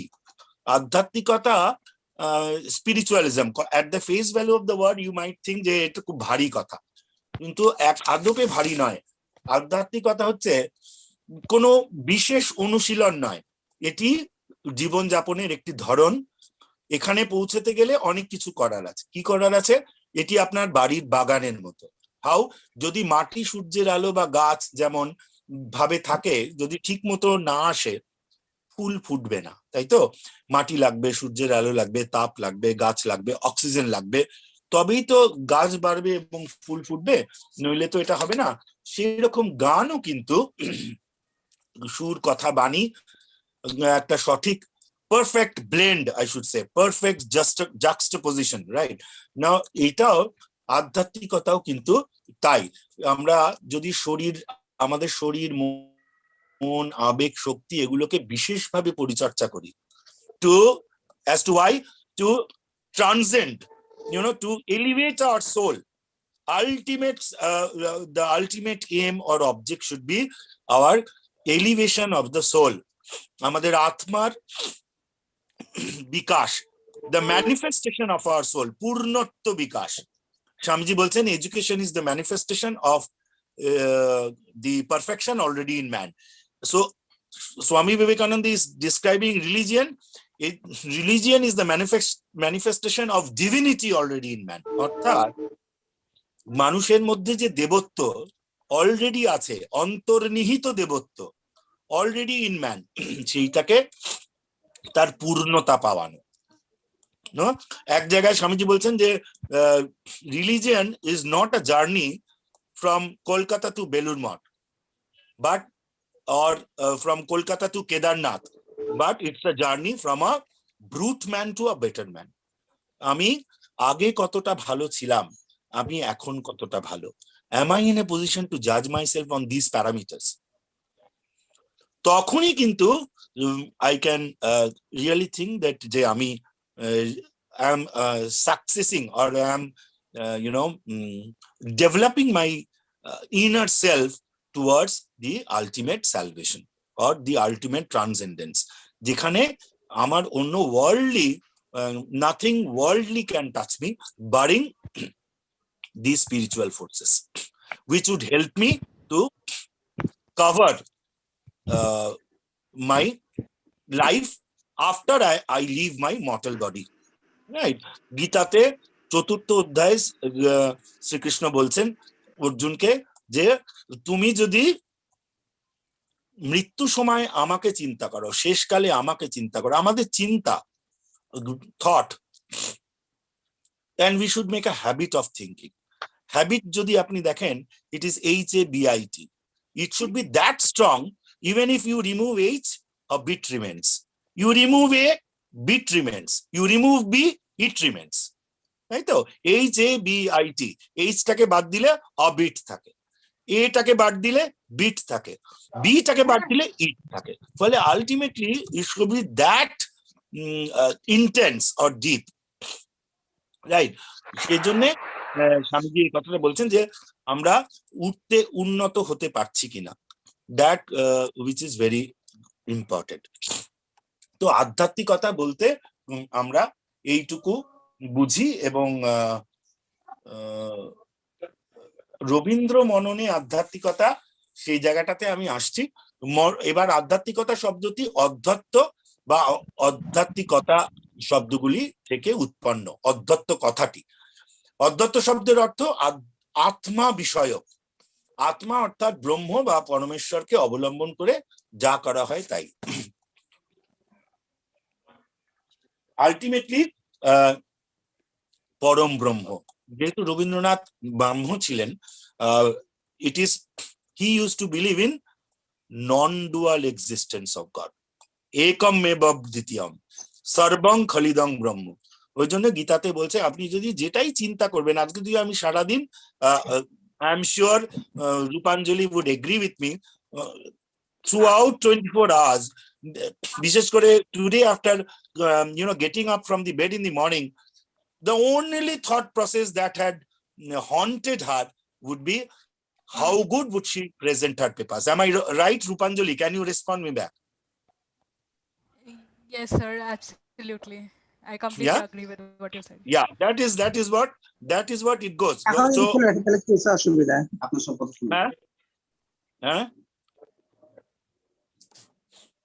So that's how it goes.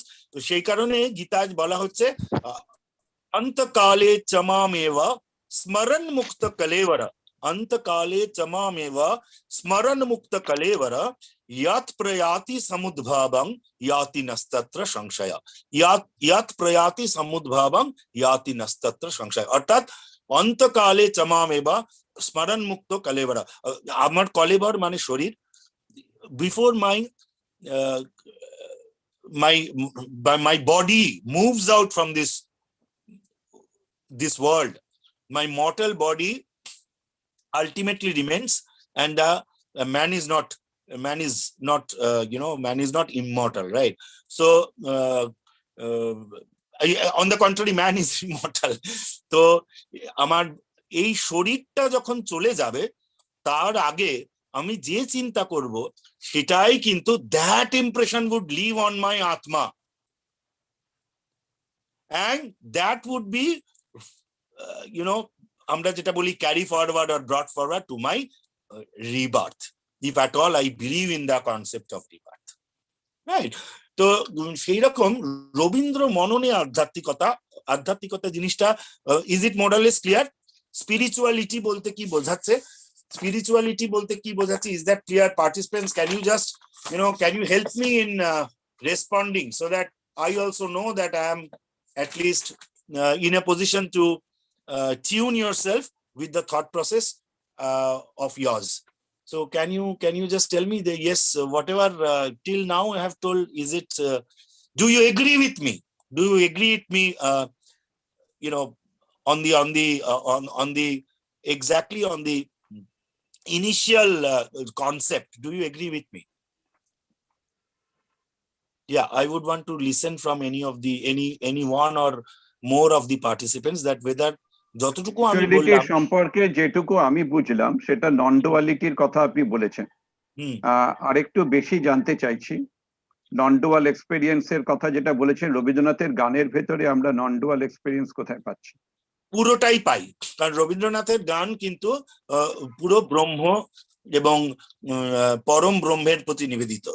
ব্রহ্মকে আমরা দেখতে পাই না, আমরা ফিল করতে পারি।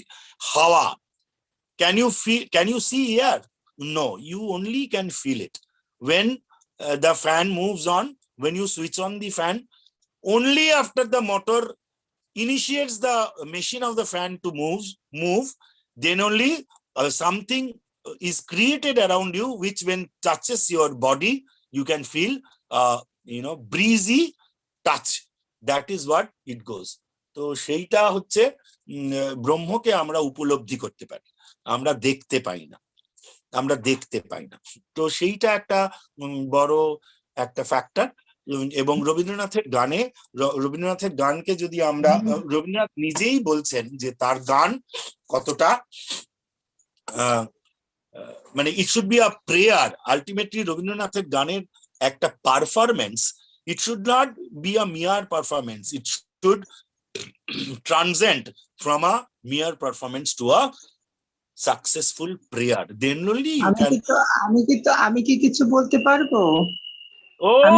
I am so happy. Marufi দি জয়েন করেছেন, ডক্টর মারুফি খান। আমি এখন অনেক কষ্ট করে ঢুকে গেছি, পারছিলাম না যে কথাটা। Doctor Marufi Khan, he is doctorate in Bengali from Calcutta university. উনি ঢাকা থেকে জয়েন করেছেন।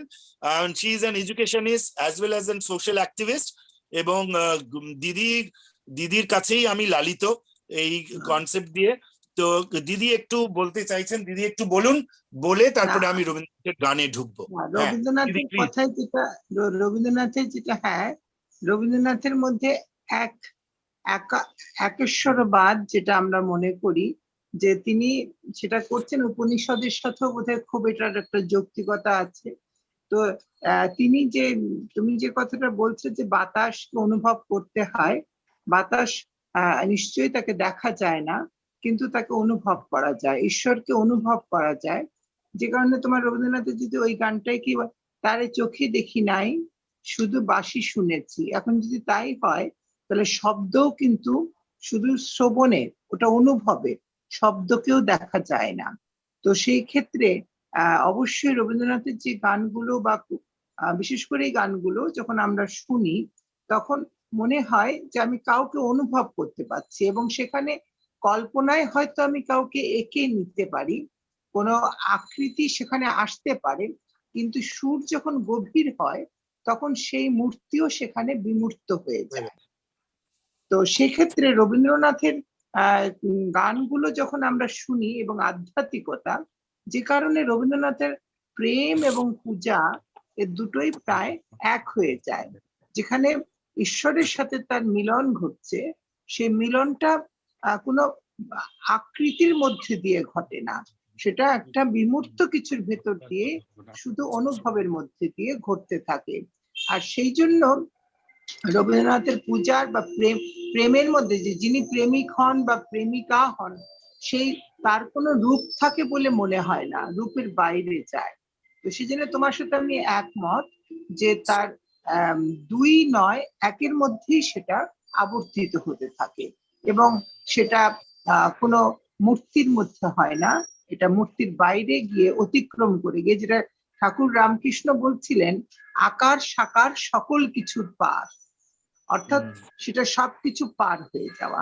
তো রবীন্দ্রনাথকে আমরা সেইভাবে আসি, আকার শাখা মানে আকারের মধ্যে নেই তিনি আকারের মধ্যে নেই, আকারের বাইরে তিনি, এবং সেইটা যখন অনুভব করা যায়, সেই সসীম থেকে অসীমে যাওয়ার যে একটা, এই অসীমের মধ্যে যখন পৌঁছে যাওয়া যায়, তখন রবীন্দ্রনাথ কে আমরা পুরোপুরি উপলব্ধি করতে পারি বলেই হয়তো আমরা যারা নিরাকারে বিশ্বাস করি, আমরা মুসলিম ধর্মে যেখানে ঈশ্বরকে আকারে বিশ্বাস করা হয় না, সেখানে আমাদেরও যেন একটা খুব সহজ প্রবেশাধিকার থেকে যায়, প্রবেশাধিকার ঘটে রবীন্দ্রনাথের গানের মধ্যে দিয়ে, তখন আর কোনো আকারের সাথে আমাদের আর কোনো দ্বন্দ্ব হয় না। এটাই আমার বলার কথা ছিল। আর তোমাকে বলার যে কথাগুলো বলছো, আমি বাংলাদেশের বলেই বলি, যত তুমি বাংলা শব্দ ব্যবহার করতে পারবে, যত তুমি বাংলায় নিজেকে প্রকাশ করতে পারবে, ততই সম্ভবত তোমার যারা শ্রোতা আছে এখন এই মুহূর্তে, তারা আরো বেশি সেটাকে আপন করে নিতে পারবে, সহজ করে নিতে পারবে, বিষয়টা তার কাছে সহজবোধ্য হবে। আমি না শুনছি। আসলে দিদি, আসলে এটা আমাকে বলে দেয়া হয়েছিল, এটা ন্যাশনাল ওয়েবনার, তো এখানে মানে ভারতবর্ষের বিভিন্ন প্রান্ত থেকে মানুষ যুক্ত হন। আজকে যুক্ত হয়নি মানে আমি তো আর জানছি না যে আজকে যুক্ত হবেন না, কিন্তু আমি নিজেও দেখেছি অনেক সাউথ ইন্ডিয়ান আছেন, নর্থ ইন্ডিয়ান আছেন যারা এই ট্রাস্টের সঙ্গে যুক্ত। So only Bengali might be a তাহলে তো সম্পূর্ণটা ইংরেজিতে হলেই হতো। আচ্ছা দিদি আপনাকে পেয়েছি, আমরা তো সবসময় আপনাকে পাবো না। আমার একটা খুব সুন্দর গান মনে পড়ছে আপনাকে পেয়ে, আমার আপনার চেয়ে আপন যেজন খুঁজি তারি আমি আপনার। আপনি কি এই গানটা একটু শোনাতে পারবেন দিদি? বা আমি গাইতে পারবো না। আপনি এত সুন্দর করে বললেন, আমার তো সেই কথাটাই মনে পড়লো যে সত্যি আপনি মানে আপনার চেয়ে আপন যেজন হঠাৎ করে আমাদের কাছে উপস্থিত হয়েছেন। আপনি কখন আমাদের কাছে আসেন? আমি কৌশিককে খুব ভালোবাসি, কৌশিক আমার খুব স্নেহের, যার জন্য আমি লিঙ্কটা পাচ্ছিলাম না, আমি তারপরে লিখলাম যে আমি ওর কথা শুনতে আগ্রহী। আসলে এই যে মত বিনিময় হয়, এই যে পরস্পরকে আমরা জানতে পারছি বা পরস্পরের মতামতকে একটা মূল্য দেওয়ার একটা সুযোগ পাচ্ছি, এটা খুব প্রয়োজন। হয়তো করোনা আমাদের এই সুযোগটা করে দিয়েছে। তো আমি আপনার কাছে কৃতজ্ঞ যে আপনি এটা জানতে চেয়েছেন বা কিছু। তো গানের কথাগুলো সব অতি সুন্দর কথা, যে আমি আপনার চেয়ে আপন যেজন খুঁজি তারে আপনায়। আমি নিজেকেই আমার থেকে আপন তো এই কথা রবীন্দ্রনাথের গানেও রবীন্দ্রনাথ বলছেন, আপনি আমার কোনখানে বেড়াই তারই সন্ধানে। তো এটা পূজা পর্যায়ের একটি গান, বাউল অঙ্গের একটি গান। এইরকম গান রবীন্দ্রনাথের, এই কনসেপ্ট রবীন্দ্রনাথের প্রায় প্রতিটি গানেই অনুভূত হয়েছে, কিন্তু অনুভব করার মতো মানসিকতা নিয়ে আমাদের গানটা গাইতে হবে। আমি মনোহরণ চপলচরণ সোনার হরিণ চাই, একটি চটুল প্রেমের গান বললে হবে না। আমি আছি সুখে হাসি মুখে দুঃখ আমার নাই, আমি আপন বনে মাঠে বনে উদাও হয়ে যাই। এই আছি সুখে হাসি, এটা কিসের সুখ? পরম আনন্দময়কে পাওয়ার যে সুখ। তারে যাই না পাওয়া তারই হাওয়া লাগলো কেন মোরে, যারে যাই না পাওয়া তারই হাওয়া লাগলো কেন মোরে। তো যাকে আমি খুঁজে বেড়াচ্ছি, যাকে আমি পাই না, আমি চেষ্টা করি আমি পাই না, যা চেয়েছি আমি তা পাই না, যা পেয়েছি আমি তা চাই না। ওই কনসেপ্টটা থেকে আমি যেটা পাই না, যেটা আমার সাধ্যের বাইরে, তাকে যখন আমি পাচ্ছি, যারে যাই না পাওয়া তারই হাওয়া, তখনই রবীন্দ্রনাথ বলছেন তুমি হঠাৎ হাওয়ায় ভেসে আসা দন, তাই হঠাৎ পাওয়ায় চমকে উঠে মন। তো এইভাবে রবীন্দ্রনাথের এক একটা গানের সঙ্গে রবীন্দ্রনাথ বলছেন, এই দিদি যেটা বললেন, দেবতারে করি প্রিয়ে প্রিয়ে রে দেবতা। অর্থাৎ কোনো গান আমি মন্দিরে যখন গাইছি, এই যে গীতবিতানের যে পর্যায় বিভক্তি, পূজা, প্রেম, স্বদেশ, প্রকৃতি, বিচিত্র আর আনুষ্ঠানিক, এটা তো রবীন্দ্রনাথ আমাদের জন্য করে দিয়ে গেছেন। শ্রীরামকৃষ্ণ যেমন ক্যান্সার রোগ ধারণ করেছিলেন আমাদের জন্য, তিনি তো অবতার, তার তো অবতারের আবার জন্মই বাকি মৃত্যুই বাকি, তিনি তো জন্ম মৃত্যুর মানে অতীত, তিনি তার তো জন্মও নাই মৃত্যুও নাই, কিন্তু তিনি নরদেহে এলেন কেন? নরদেহে অবতার রূপে এলেন, স্বামীজি তাকে অবতার বরিষ্ঠ বলছেন, কিন্তু তিনি লোকশিক্ষার জন্য এসছেন, লোকশিক্ষার জন্য এসছেন। তার যে এই দুরারোগ্য ক্যান্সার, কর্কট ব্যাধি এবং রক্ত বমন করছেন, একটু ডিস্টার্ব করছি। রবীন্দ্রনাথ বাদ দিয়ে আপনি অন্য কিছুকে এখন টেনে আনবেন না, হ্যাঁ? আপনাকে একটু রিকোয়েস্ট করছি, কারণ আমাদের আলোচনাটা যেন রবীন্দ্রনাথের সঙ্গেই লিঙ্ক হয়ে যায়। ওকে, রবি ঠাকুরকে নিয়েই আপনি আলোচনা করুন, গীতবিতান নিয়ে আলোচনা করুন, অন্য এখন কাউকে আনবেন না। ঠিকই আছে। যাই হোক, ঠিক আছে। তো একই হলো, উপনিষদ আর গীতার উপর রবীন্দ্রনাথের গান নির্ভর। উপনিষদ এবং গীতার যা শেষ কথা তারই সার্থক কাব্যরূপ গীতবিতানের প্রতিটি ছত্রে উঠে এসেছে। জীবন ও মরণের সীমানা ছাড়াই রয়েছেন যে দেবতা, মূলত তার জন্যই ব্যাকুল হয়ে দুবাহু বাড়ায় তিনি অপেক্ষা করছেন। এ কথা তিনি অন্তরের অন্তঃস্থলে উপলব্ধি করেছিলেন বলেই গীতবিতানে প্রায় প্রতিটি গানে সেই আকুল প্রার্থনা বা নিবেদনের সুরটি আমাদের কাছে সুস্পষ্ট, এবং সেটি পরম ব্রহ্মের উদ্দেশ্যে নিবেদিত। তাই এই কথা নিঃসংশয়ই বলা যায়, বা আমরা ধরে নিতে পারি আনডাউটেডলি, যে গীতবিতান সেই সাধনা উদ্ভূত আত্মনিবেদনারই স্বতঃস্ফূর্ত প্রকাশ। গীতবিতান আর কিছু না, Gitabitan is the conceptual representation of the ultimate thought of Rabindranath Tagore, who in the perspective of non-dual existence, in the perspective of believing non-dual existence. এটা হচ্ছে কথা। এবং কয়েকটা গান এবং গানগুলোতে এমন ভাবেই সুর এবং কথার যে মেলবন্ধন, সেটা আমাদেরকে লক্ষণীয়। আমি একটি, বেশি তো সময় নেই, রবীন্দ্রনাথের গান নিয়ে কথা বললে অনেকক্ষণ সময় যায়, কিন্তু আমি, এবং রবীন্দ্রনাথ বলছেন, সুচিত্রাদি আমাদের যেটা বলতেন, আমি আগেও দেবদুলাল বাবুর সঙ্গে শেয়ার করেছি, যে যখন গানটি গাইবে, যখন প্রথমে গানটি শুনবে, আগে না প্রচুর গান না শুনলে তো কনসেপশন তৈরি হয় না। আমরা বাংলা সাহিত্যে একটি রচনা লিখবো, কিন্তু এই রচনাটা লেখার জন্য আমাদের অনেকগুলো বই পড়তে হয়। একটি সুন্দর উত্তর লিখবো, অনেকগুলো বই পড়তে হয়। যে কোনো সাহিত্যে অনেকগুলো বই পড়ার পরে, আমরা কনসেপচুয়ালি স্ট্রং হওয়ার পরে, আমরা একটা perfect blend, we can ultimately pen down an answer with a perfect blend. তো সেই রকম রবীন্দ্রনাথের গান প্রচুর শুনতে হয়। আমি সুচিত্রা মিত্রের কাছে গান শেখার সুযোগ আমার হয়েছে। আমার যোগ্য গুরু, আমি ওর অযোগ্য শিষ্য হলেও গুরু হিসেবে উনি আমার কাছে দেবী প্রতিম। এবং এই রবীন্দ্রনাথের গানের প্রাণ প্রতিমা বলা যেতে পারে এই এশীয় উপমহাদেশের, বিশ্বেরই বলা যায়, বললেও আমার মনে হয় খুব ভুল বলা হবে না। তিনি বলতেন যে দেখো, রবীন্দ্রনাথের গান যখন শুনবে, শুধু কান দিয়ে শুনো না, তার একটু ওপর দিয়ে শুনো, অর্থাৎ বোধি দিয়ে শুনো, বুদ্ধি দিয়ে শুনো, মাথা দিয়ে শুনবে। At the same very time রবীন্দ্রনাথের গান যখন গাইবে, কেবলমাত্র গলা দিয়ে তোমার কণ্ঠ যেন নিঃসারিত না হয়, একটু নিচ দিয়ে গাইবে, অর্থাৎ একটু ওপর দিয়ে শুনবে আর একটু নিচ দিয়ে গাইবে। নিচ দিয়ে মানে হার্ট, হৃদয় দিয়ে গাইবে। হৃদয় দিয়ে গাইলেই কিন্তু তখনই মানুষকে ছুঁতে পারা যাবে, নইলে কিন্তু মানুষকে ছুঁতে পারা যাবে না। এবং সুর আর স্বর, বাণী, এগুলোর প্রতি নজর দিতে হবে, কারণ গ্রামার ছাড়া I cannot construct a sentence, not possible. Perfect sentence can never get constructed without the proper grammatical applications.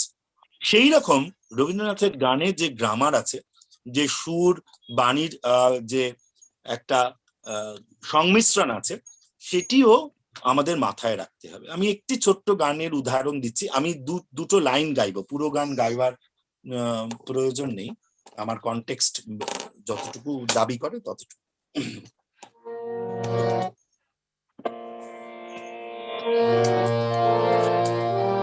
সবার চেনা একটি গান, জানা একটি গান আমি চেষ্টা করছি গাইতে, যেটা পূজা পর্যায়ের অন্তত।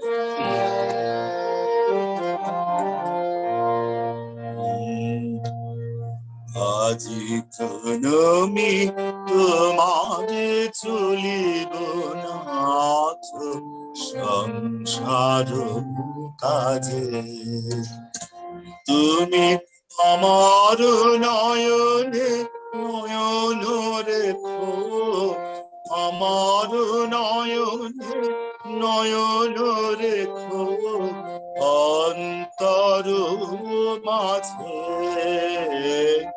আজি তুমি তোমারে চলিব নাথ সংসার কাজে।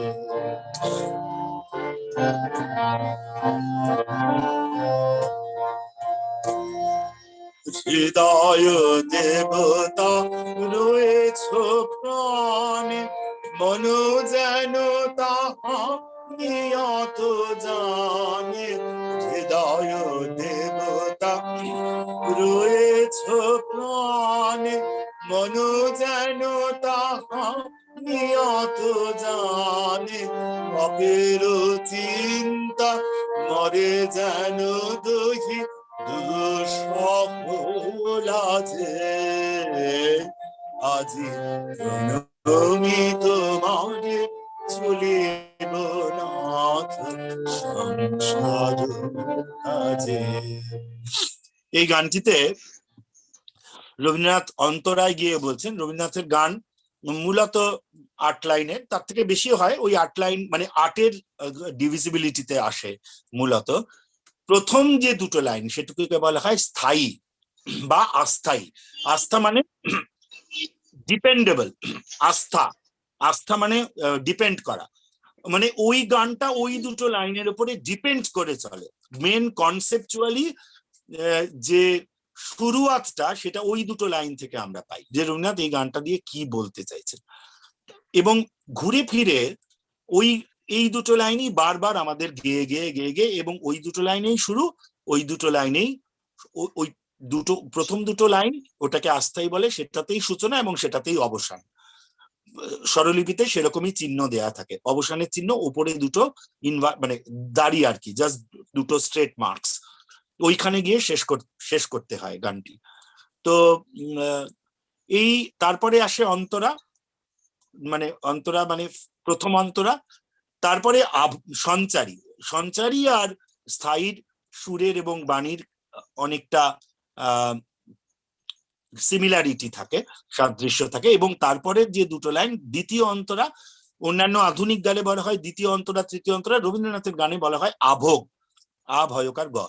তো স্থায়ী, অন্তরা, সঞ্চারী, আভোগ। এবার আমি অন্তরাটা যে গাইছি, হৃদয় দেবতা রয়েছ প্রাণ, এই আমি যদি নোটেশন দেখে গাই, মানে আমি যদি নোটেশন রিডিং করি,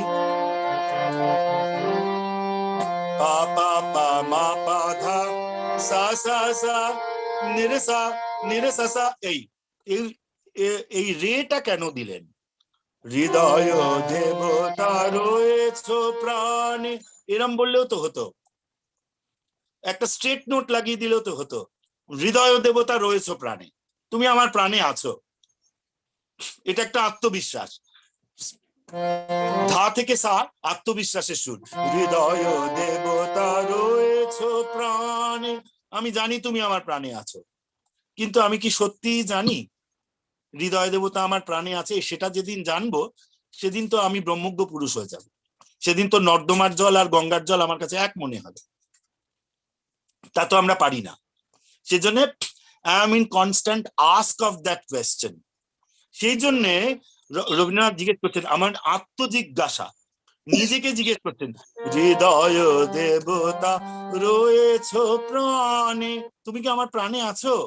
প্রাণে, এই রেখাবের খোঁচাটা এই জন্য দেয়া হলো, হৃদয় দেবতা রয়েছ প্রাণে, তুমি কি আমার প্রাণে আছো? তারপরেই রবীন্দ্রনাথ অ্যাফার্ম করছেন, মনও যেন তাহা নিয়ত জানে, যদি থাকো আমার মন যেন সেটা সব সময় উপলব্ধি করার একটি স্তরে থাকে বা উপলব্ধি করতে পারে। হ্যাঁ, একটা গানে বলছেন, মাঝে মাঝে তব দেখা পাই, চিরদিন কেন পাই না। পাবো কেমন করে? আমরা তো ষড়রিপুর আধিক্যে আমাদের মন আবৃত, ওয়ার্ল্ডলি অ্যাফেয়ার্সে আবৃত। বিষয়ে ঈশ্বরে অনুরাগ, বিষয়ে বিরাগ, এটা তো হচ্ছে না। এটাও একজন কোনো কেউ বলে গেছেন, আমি নাম নিচ্ছি না, কিন্তু এটাই মূল কনসেপ্ট, এটাই মূল সুর রবীন্দ্রনাথের গানের, ঈশ্বরে অনুরাগ, বিষয় বিরাগ। তো বিষয় আসক্তিতে আমরা আবদ্ধ, বিষয় সম্পদে থেকো না দূরে, সততর হৃদয় বিরাজ পুরে, তোমা বিনে অনাথ আমি অতিহে, সংশয় তিমির মাঝে না হেরি গতি। এই রবীন্দ্রনাথ বলছেন। একটা গান থেকে একটা গানে চলে যেতে হবে। তো মনো যেন তাহা নিহত জানে। তারপরেই বলছেন পাপেরও চিন্তা মরে যেন দহি দুঃসহ লাজে। দহি পাপেরও চিন্তা আমাদের দহন করে বেড়াচ্ছে, দুঃসহ লাজ, এই লাজ আমি নিতে পারছি না, আমি সহ্য করতে পারছি না, সেই অবস্থানটা আমার কাটাও, কাটিয়ে আজি প্রণমী তোমারে চলিব না তো সংসার কাজে। হ্যাঁ, সংসারও যবে মনো কেড়ে লয়, জাগে না যখনও প্রাণ। স্বাভাবিক। ওই গানটিতে রবীন্দ্রনাথ বলছেন মাঝে মাঝে তব দেখা পাই চিরদিন কেন। কি করে চিরদিন পাবো? কেন পাই না? কেন মেঘ আসে হৃদয় ও আকাশে তোমারে দেখিতে দেয় না। এই মেঘ কিসের মেঘ? মেঘ যখন আকাশে আসে সূর্যের আলো কি আমাদের দৃশ্য মানে আমরা কি দৃশ্যমান হয় সেটা? সূর্যের আলো হয় না। কেন হয় না? কারণ কালো মেঘ ঢেকে দেয়। হ্যাঁ, কালো মেঘ ঢেকে দেয়। আমাদের মনের মলিনতা এমন ভাবে আমাদের অন্তরাত্মাকে ঢেকে রেখেছে, আমরা তাকে দেখতে পাচ্ছি না। কি করে দেখবো? মনটাকে পরিষ্কার না করলে সাদা মনে কাদা নাই। ওই সাদা মনটা যদি না থাকে আমরা কিন্তু ঈশ্বরকে উপলব্ধি করতে পারবো না। এটাই রবীন্দ্রনাথের অধ্যত্ত চিন্তার মূল সুর। This is the string by which each and every Rabindra Sangeet, each and every musical, each and every musical concept of Rabindranath is garlanded. এই সুতোটা দিয়ে বাঁধা, মূল সুতোটাই হচ্ছে তাই যে আমাদের মনের মলিনতাকে পরিষ্কার করে আমাদেরকে নিতে হবে। নির্মল করো মঙ্গল করো, মলিন মর্ম মুছায়। এই মলিন মর্ম যতক্ষণ না আমি মোছাতে পারবো ততক্ষণ নির্মলও হবে না, আর নির্মল না হলে মঙ্গল তো হবেই না। আমার বক্তব্য বিষয় যদি পরিষ্কার হয় আপনারা জানাবেন যে না ঠিক আছে, আপনারা কানেক্ট করতে পারলেন। I am sure you all have got connected to it, but then still এইটা।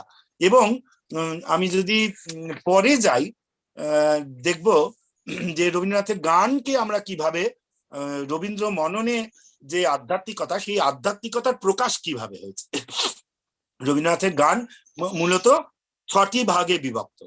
একটি হচ্ছে ধ্রুপদ, মন্দিরে যেটা গাওয়া হয় ধ্রুপদ, বা আগে বলি বিশেষ গীতি বা কাব্যগীতি।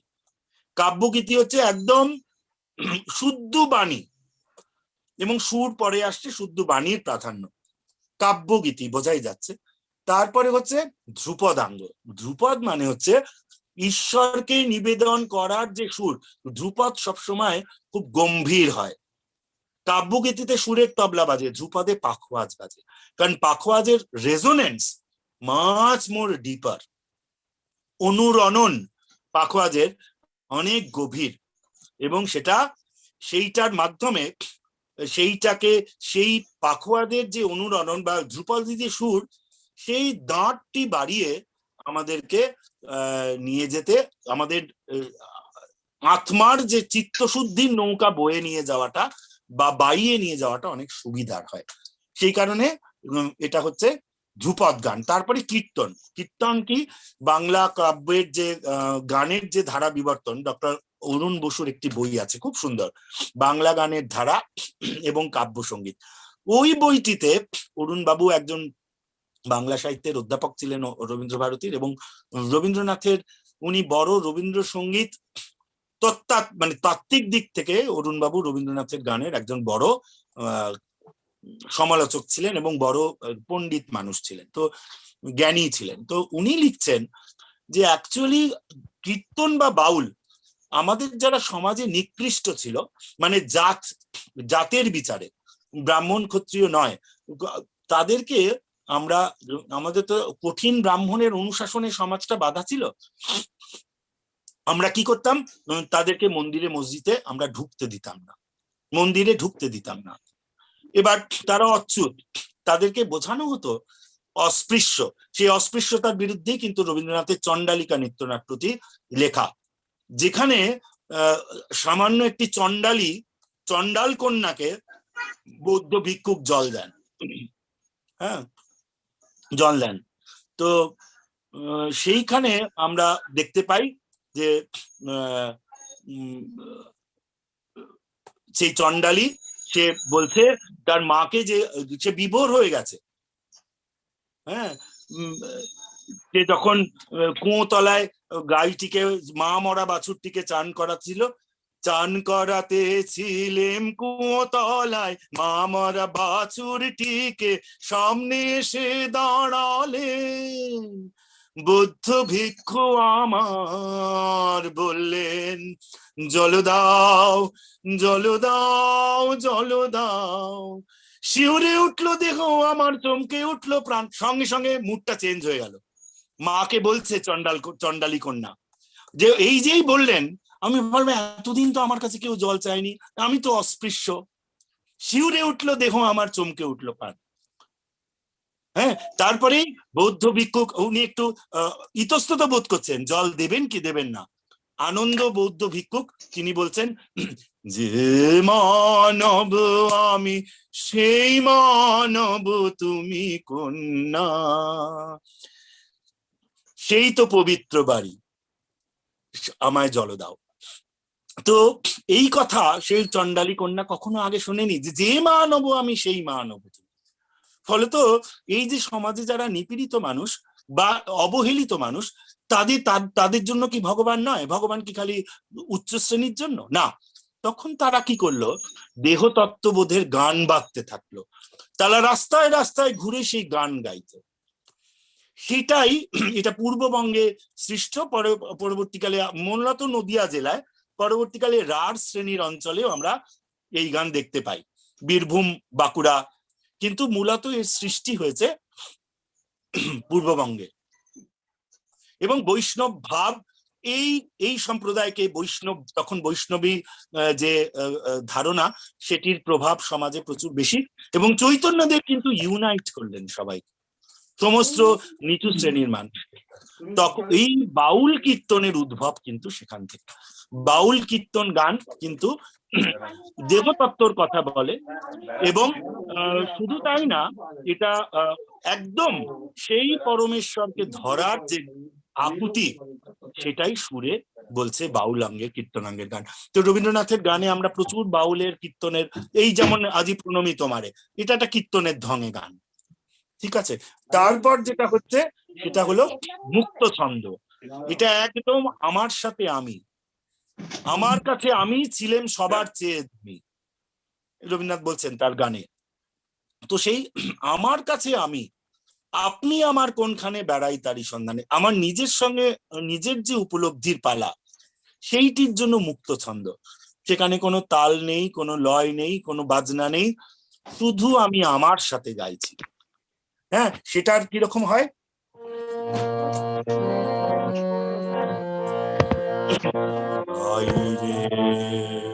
তুমি নানা বেশে ফেরো নানা ছলে,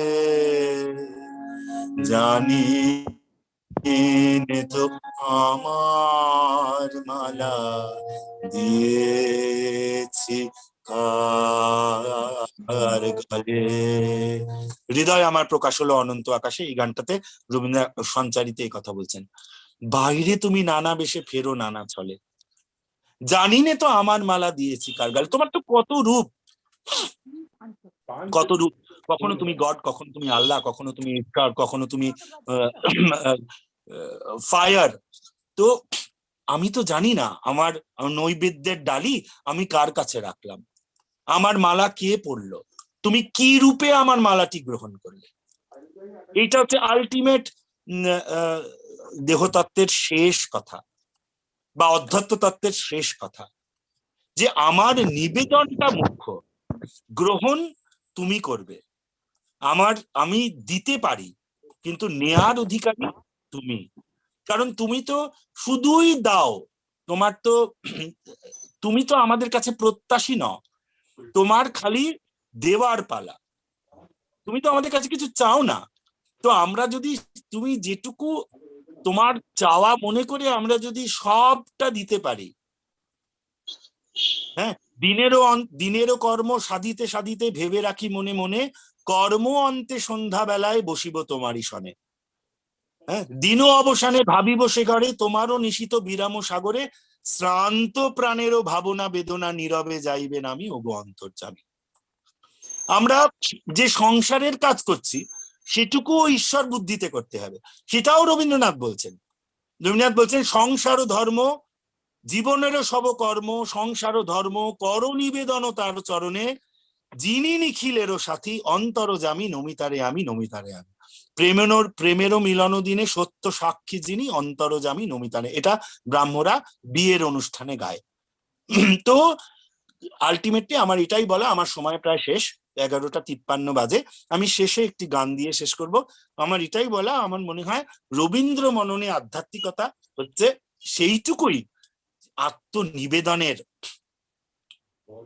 কথা, আত্ম উপলব্ধির কথা, বাসনা নিবৃত্তির কথা। বাসনা যখন অবদে হলায় অন্ধ করিয়া অবদে ফেলায়, বাসনা যখন বিপুল ফেলায় অন্ধ করিয়া, তো সেই কর্ম যখন প্রবাহ আকার গরজি উঠিছে ঢাকি তার ধার। তো আমি কর্মে ব্যস্ত, সমস্ত দিকে আমার খালি ওয়ার্ল্ডলি অ্যাফেয়ার, কে আমাকে কত ভালো বললো, কে আমাকে কত তোষামত করলো, আমি এই নিয়েই ব্যস্ত।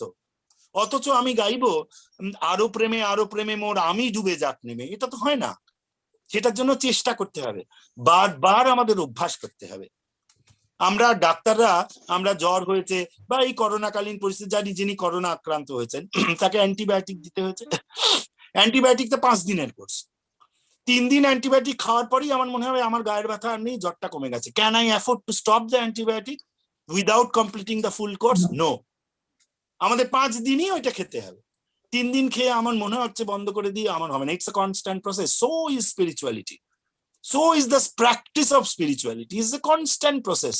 আমার করতে করতে মনে হবে না আমি তো ত্রিভুবনের পাড়ে চলে গেছি, আমি ষড়রিপুর আধিক্য আমাকে আর স্পর্শ করে না। আমার এই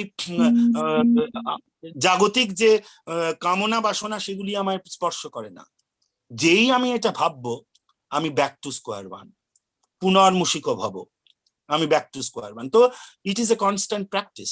রবীন্দ্রনাথের গানের মাধ্যমে, গান হচ্ছে এমন একটা জিনিস, সেটা দিয়ে সব থেকে বেশি নাম গুণ কীর্তন ঈশ্বর লাভের অন্যতম একটা উপায়, কেউ বলেছেন। তো সেইটা ইম্পর্টেন্ট। তো আমার মনে হয় আমি অনেকটা বললাম, যতটুকু আমি বুঝেছি, যতটুকু আমার এই নির্বোধ বুদ্ধিতে ধরা পড়েছে, আমি আপনাদেরকে বললাম বলা ভুল, আমি ভাগ করে নেওয়ার চেষ্টা করলাম। আপনারা সবাই এটি জানেন না তা না, আমি একবার রিইটারিয়েট করার চেষ্টা করলাম, বা করানোর চেষ্টা করলাম বলা ভালো। এবার একটি রবীন্দ্রনাথের গান দিয়ে আমি শেষ করব। আমার আজকের যতটুকু আমার বলার ছিল আমি শেষ করব, এবং সেটা এই যে আমার রবীন্দ্রনাথের কাছে এটাই চাওয়া, তিনি যেন আমায় আশীর্বাদ করেন, যেন সেই জীবন দেবতার প্রাণের পরশ আমি সবসময় পাই, সেই জীবন দেবতার প্রাণের স্পর্শ যেন আমাকে আমার যতক্ষণ আমার চেতন থাকবে ততক্ষণ যেন ঘিরে থাকে, এবং it can work against the evils that comes to my mind. সেটাকে আমার মধ্যে যে শুভ বুদ্ধির চেতনা, ঈশ্বরের প্রতি প্রেমের চেতনা, সেটি যেন আমার মনের মধ্যে আসা কুহক গুলিকে আবর্তিত না করে রাখে, তার থেকে যেন আমি বাইরে বেরিয়ে আমার মানসিক এবং আত্মিক উত্তরণ ঘটাতে পারি, এই আমাদের প্রয়াস থাকবে। আমার শেষ গান। সকলে ভালো থাকবেন, সুস্থ থাকবেন। গানের পরে আমি আর কথা বলবো না। আপনারা যারা ধৈর্য দিয়ে শুনলেন, দিদিকে আমার প্রণাম, দেবদুলাল বাবুকে আমার অনিঃশেষ কৃতজ্ঞতা ও সশ্রদ্ধ নমস্কার, এবং যারা পার্টিসিপেন্ট তাদের আমার অকুণ্ঠ ভালোবাসা, আমার অফুরান শুভকামনা রইল। এই ধরনের পদক্ষেপ আরো আপনারা এগিয়ে যান, এই ধরনের যে initiative, this is a very nothing could have been to my realization or to my to my merit. Nothing can be a better initiative than this. মানুষের চিত্তশুদ্ধি এবং সাইকোলজি, পুরো ব্যাপারটাই মনের বাইরে তো সাইকোলজি নয়, মনের মানসিক, তারপরে দৈহিক নিশ্চয়ই, sound mind in a sound body. তো সেইটা আমরা চেষ্টা করব। আমি একটুখানি গেয়ে শেষ করছি।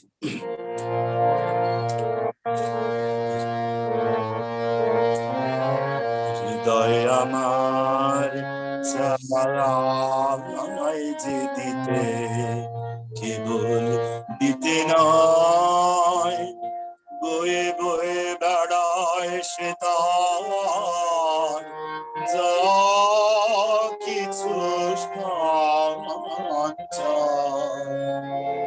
হাতখানি ওই বাড়িয়ে আনো, দাও গো আমার হাতে, ধরবো তারে ভরবো তারে, রাখবো তারে সাথে। একলা পথে চলা আমার করবো রমণী, মাঝে মাঝে প্রাণে তোমার পরশ পানি দিও, শুধু তোমার বাড়ি নয় গো এ বন্ধু এ প্রিয়, মাঝে মাঝে প্রাণে তোমার পরশ পানি দিও, শুধু তোমার বাড়ি নয় গো এ বন্ধু এ প্রিয়। নমস্কার।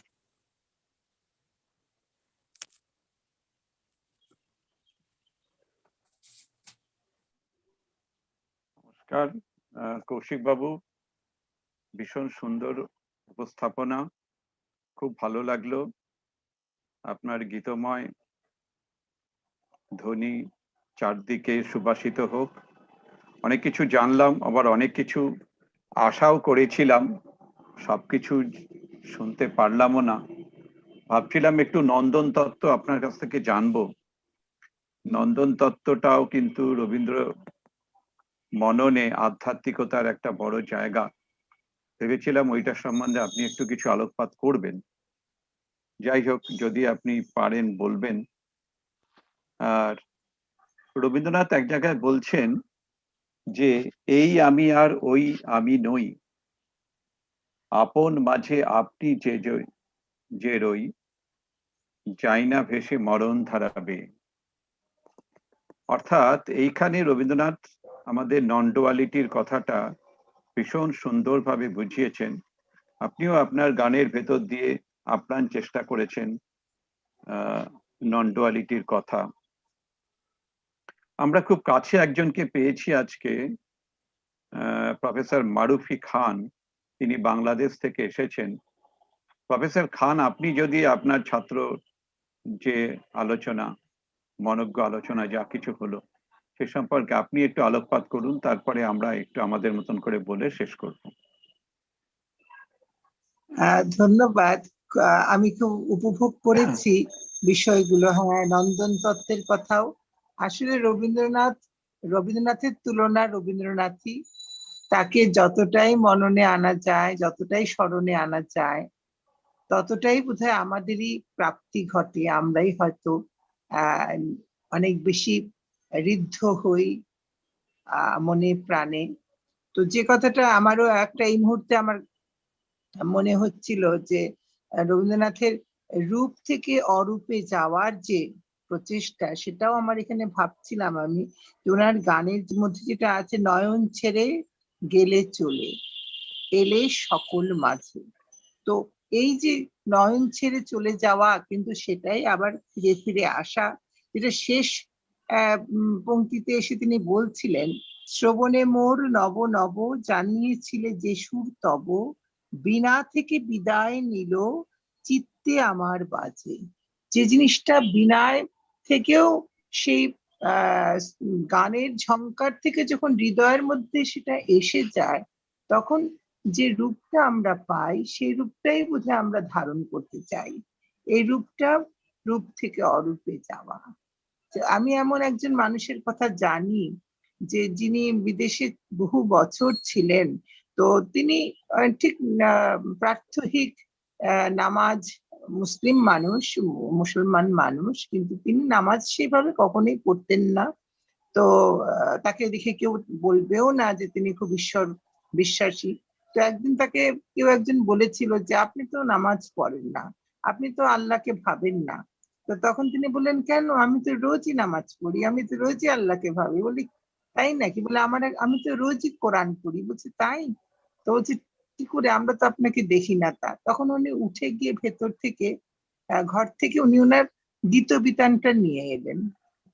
তো নিয়ে এসে তিনি বললেন, এই যে দেখুন, এটাই আমার কোরআন, এটাই আমি পড়ি রোজ।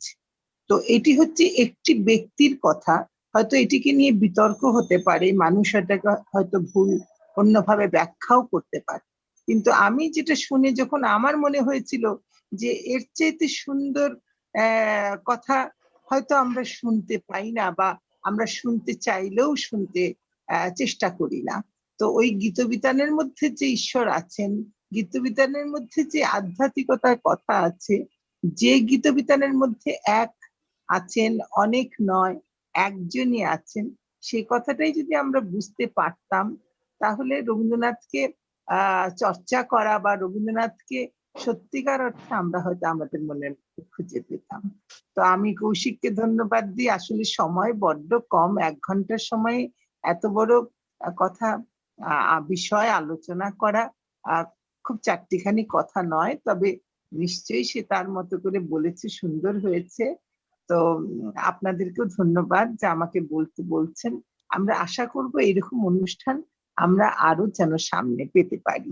আপনাদের সবাইকে অনেক অনেক ধন্যবাদ। ধন্যবাদ ম্যাডাম, সত্যি কথাই আপনি খুব সুন্দরভাবে বুঝিয়েছেন। আমরা চাই যে ভবিষ্যতে আপনি যদি আমাদের এখানে একটু, আমাদের তো সবটাই জুমে হয়, কোনো অসুবিধা হবে না। বাংলাদেশের ঢাকা ইউনিভার্সিটির সঙ্গেও আমি যুক্ত, আজকেও আমার ঢাকা ইউনিভার্সিটিতে লেকচার আছে 3টে থেকে। সুতরাং ঢাকা ইউনিভার্সিটি বাংলাদেশের সাথে আমি ভীষণভাবেই যুক্ত।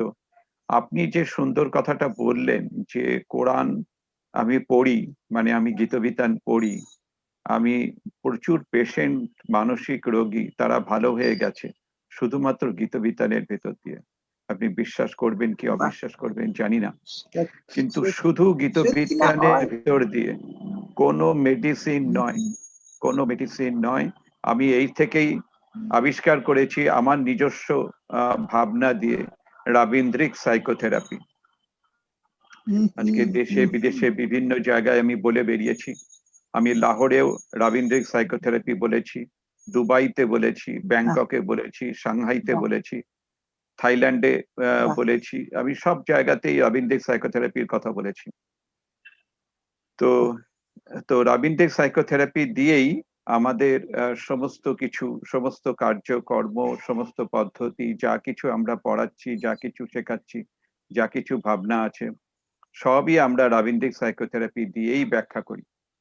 সুতরাং আপনাকে আজকে যে পেলাম, রবীন্দ্রনাথের আশীর্বাদ না থাকলে আপনাকে হয়তো আমি পেতাম না। এটা আমাদের একটা বড় ভাগ্য, আপনাকে আমরা পেলাম। আমারও ভাগ্য, সবার সাথে আমি এখানে পরিচিত হতে পেরেছি, এটা আমারও সৌভাগ্য, আমি নিশ্চিত করে ভাবতে পারছি। আমাদের এখানে অনেক জন আসেন, আজকে একটু কম এসেছেন, তার একটা বড় কারণ হচ্ছে যে অন্যান্য অনেকগুলো ক্লাস চলছে আমাদের। সকালবেলার দিকে স্টুডেন্টদের প্রচুর ক্লাস চলে, সবাই ওই জন্য জয়েনও করতে পারেনি। কেউ কেউ এসেছেন, তারা আবার অন্যান্য ক্লাস আছে, তারাও চলে গেছেন। তো যেটা হয় সেটা হচ্ছে এই আলোচনাটা ইউটিউবেও থাকে, এবং ইউটিউব থেকে পরবর্তীকালে সেইখান থেকে আবার সবাই শুনতে পায়, এবং সেইটা থেকে আবার ছড়িয়ে যায় জিনিসগুলো, ভাবনাগুলো। আপনি যে জায়গাটা, কৌশিক বাবু এখন আর নেই, কৌশিক বাবু চলে গেলেন, সম্ভবত উনার বাড়িতে একটা সমস্যা তৈরি হয়েছে, সেই জন্য উনি হয়তো চলে গেছেন। তো যাই হোক, আমি যেটা বলতে চাইছিলাম সেটা হচ্ছে যে আমাদের যে 3টে লেয়ার আছে, চেতনার যে 3টে লেয়ার, আপনার মূর্ত, রাগ এবং সারস্বত, এই যে 3টে লেয়ার, এই 3টে লেয়ারের একটা অদ্ভুত জায়গাটা হচ্ছে ওই মাঝখানের লেয়ারটা। রাগ লেয়ার, যেখানে মানুষের ইমোশন, সেই ইমোশন গুলো সারস্বত যে লেয়ারটা সেটাকে ক্লাউডেড করে দেয়, যার ফলে কি হয় আমরা ওই সারস্বতের জায়গাটায় পৌঁছতে পারি না, তখন নানা রকম বাধা সৃষ্টি হয়। তো এই রবীন্দ্রসঙ্গীত যত আমরা গাইবো, যত বেশি করে গাইবো, ততই আমাদের ভেতরে আধ্যাত্মিকতা ভাবটা তৈরি হবে এবং আমরা সারস্বত লেয়ারে পৌঁছতে পারবো। তো এই আমাদের মডেলটাও ঠিক তাই। আমরা যেটা করি সেটা ওই একই জিনিসই করি আমরা। পূজা, তোমার এখান থেকে সাউন্ড হচ্ছে পূজা। ওকে, তো আমাদের যে রাবীন্দ্রিক সাইকোথেরাপির যে মডেলটা আছে সেখানেও আমরা এই জিনিসটাই বোঝাই যে প্রথমে যে কোনো জিনিসকেই আমরা প্রথম রবীন্দ্রসঙ্গীত গাইলাম, তারপরে সেই রবীন্দ্রসঙ্গীতকে আমি উপলব্ধি করলাম। উপলব্ধি করবার সময় কিন্তু খুব সহজ নয়, সেটাকে বারে বারে গাইতে হবে। অর্থাৎ রাগ লেয়ারের যে গল্পটা, সেই গানের ভেতরে নানা রকম ইমোশন গুলো কাজ করবে। তো যত বেশি ইমোশন গুলো আমার ভেতরে কাজ করবে, ততই আমি সেটাকে অনেক গভীরে যেতে পারবো এবং তারপরে আমি সারস্বত লেয়ারে যেখানে আমি পৌঁছবো, সেইখানে আমার মধ্যে সেই নন ডুয়ালিটি কনসেপ্টটা আসবে। নন ডুয়ালিটিটা ঝট করে আসে না, নন ডুয়ালিটি আসতে অনেক সময় লাগে। নন ডুয়ালিটি যখন আসবে তখন এই পৃথিবী আর এই প্রকৃতি আর এই আমাদের যে রূপ, এই রূপের সঙ্গে মিলন ঘটে যাবে, তখন আমরা অরূপের রূপটা দেখতে পাবো। অরূপ রতন আশা করে তখন আমরা অরূপের সন্ধানটা পাবো। আজকে আমাদের ভ্যালেন্টাইন ডেতেও আমরা সেই অরূপ রতন সন্ধানই করব। রূপের সন্ধান করলে কিন্তু ভ্যালেন্টাইন ডে সার্থক হবে না, অরূপের সন্ধান করলে হয়তো পাবো। ধন্যবাদ দিদি। আপনাকে অনেক অনেক ধন্যবাদ। রূপে তোমায় ভোলাবো না, ভালোবাসায় ভোলাবো। তো সেই রকম ভালোবাসাই আমরা ভোলাতে চাই সবাইকে এবং তাকেও পেতে চাই। ঠিক বলেছেন দিদি, খুব ভালো লাগলো। আবার নিশ্চয়ই দেখা হবে, নিশ্চয়ই কথা হবে। আর এই পৃথিবী যেন সব এই অসুখ, আমি অসুখটাকে ব্যাখ্যা করি এরকম যে সুখ নেই, আর সুখটাকে আলাদা করে দেই। তো সেরকম আমরা অসুখ থেকে হয়তো আমরা বেরিয়ে আসতে পারবো, তাহলে এই করোনা নামক অসুখ থেকেও আমরা পাবো, মুক্তি পাবো। তো ভালো থাকবেন দাদা, খুব ভালো লাগলো। আবার নিশ্চয়ই কথা হবে কখনো। ভালো থাকবেন। আচ্ছা, আমাদের দিদি যাবেন না, আমাদের একটা ছোট্ট প্রেয়ার আছে, প্রেয়ারটা একটু শুনে তারপরে আমরা লিভ করব। নিশ্চয় নিশ্চয় নিশ্চয় নিশ্চয়।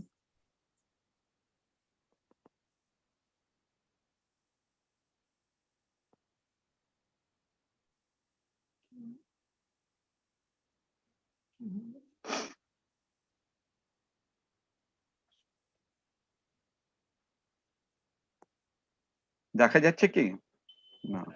হ্যাঁ স্যার, শেয়ার দেখতে করেছি। পাচ্ছি। হ্যাঁ, দেখতে পাচ্ছেন? আচ্ছা, হ্যাঁ দেখতে পাচ্ছি। হ্যাঁ,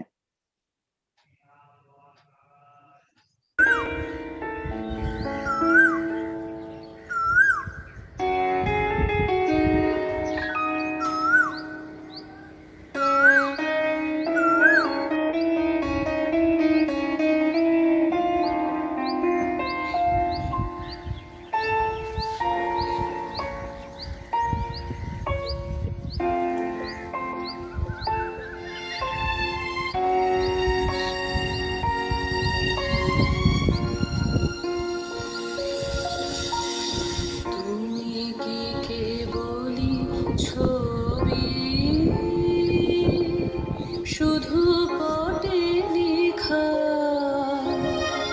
ওই যে সুদূর নিহারিকা,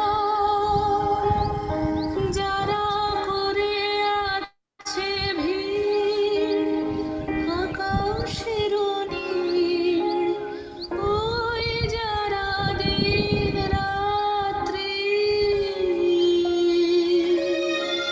আলো হাতে চলিয়াছে আধারের যাত্রী,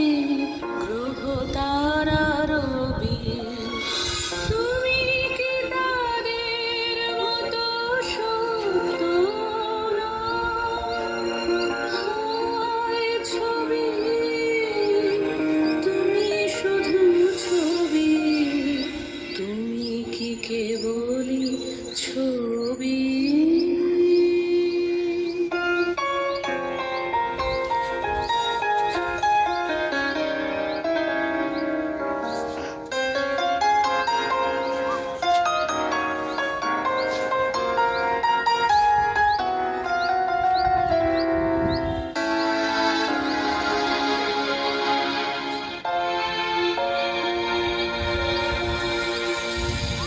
নয়ন সম্মুখে তুমি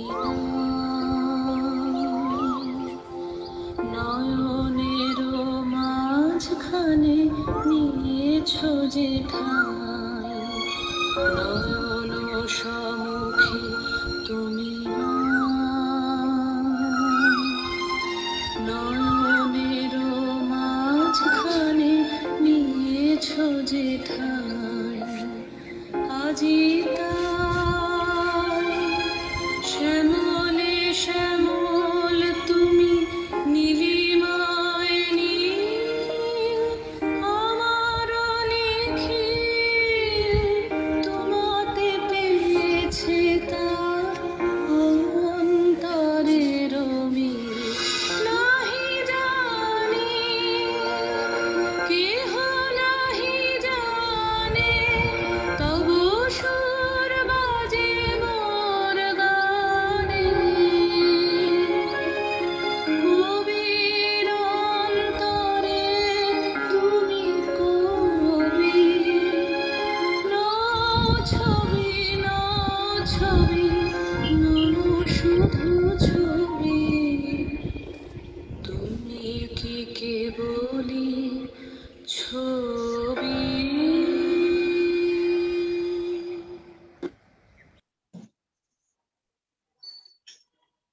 খুব ভালো লাগলো। থ্যাংক ইউ দিদি। এবারে আমি ভালো থাকবেন। হ্যাঁ, আইরিনকে রিকোয়েস্ট করছি, আইরিন তুমি প্রেয়ারটা করো। হ্যাঁ স্যার। ওম পূর্ণমাদা পূর্ণমিদং পূর্ণমুদচ্যতে পূর্ণস্য পূর্ণমেদায় পূর্ণমেবাবশিষ্যতে।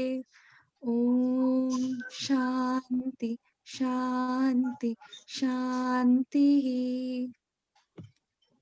সবাই শান্তিতে থাকুক। Thank you Irene. আমি আজকে প্রোগ্রাম বন্ধ করছি। এর পরের দিন আমাদের যে প্রোগ্রামটা নিয়ে আমরা আসব সেটা হচ্ছে যে গৌতম বুদ্ধদেব এবং রবীন্দ্রনাথ ঠাকুর। দিদি আপনি অবশ্যই আসবেন, এখন থেকে প্রার্থনা করছি। আমাদের একটা গ্রুপ আছে সানডে ওয়েবাইনার, ফ্রি সানডে ওয়েবাইনার, সেই গ্রুপে একটু জয়েন করে দিলে। আচ্ছা, ধন্যবাদ দিদি। ওখানে জয়েন করে দিলে আমরা ওখান থেকেই সবকিছু পাঠিয়ে দিই। ধন্যবাদ দিদি। সবাইকে ধন্যবাদ। রূপাঞ্জলি ভীষণ ভালো বলেছো। পল্লবী তুমি শিখেছো নিশ্চয়ই এখন কিভাবে প্রেজেন্ট করতে হবে। পূজা তোমাকে পেলাম, ভালো লেগেছে। পূর্বা তুমি শেষের দিকে এলে, তোমাকে তেমন কিছু দিতে পারলাম না আমরা আজকে, অনেকটা আমরা এগিয়েছিলাম। আমিও মিস করে গেলাম অনেকটা, তবে আমি ইউটিউব থেকে দেখে নেব একটু পরে। তুমি ইউটিউব থেকে দেখে নিও। নন ডুয়ালিটির কথা উনি বলেছেন, সেটা কিন্তু স্পিরিচুয়াল এক্সপেরিয়েন্সের একটা মস্ত বড় জায়গা। সেটা আমাদের যে কোশ্চেনারটা আমরা তৈরি করছি তাতে লেখা নেই। এটা রবীন্দ্রসঙ্গীতে আমরা খুব বেশি করেই পাই, যে জায়গাটা রবীন্দ্রনাথ বলছেন যে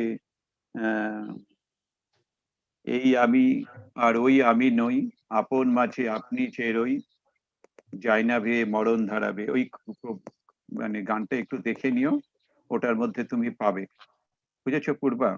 আমি খুব মিস করে গেছি, মানে তো ওটা তুমি পাবে। আরো প্রচুর যে গানগুলো আছে সেই গানগুলোর মধ্যেও তুমি। স্যার আপনি যে গ্রুপটার কথা বললেন, গ্রুপটা কোথায় আছে? সানডে ওয়েবিনারের হোয়াটসঅ্যাপে তুমি জয়েন করে যাবে, তোমার যখন ভালো লাগে তখন তুমি জয়েন করে যাবে গ্রুপে। আচ্ছা স্যার, আপনি গ্রুপটা একটু জয়েন করে গেলে আমি লিংকগুলো ওখানে দিয়ে দিই। লিংকটা দিয়ে দিলে লিংকটা ওইখান থেকে সবাই পেয়ে যায়। ঠিক আছে? হুম স্যার।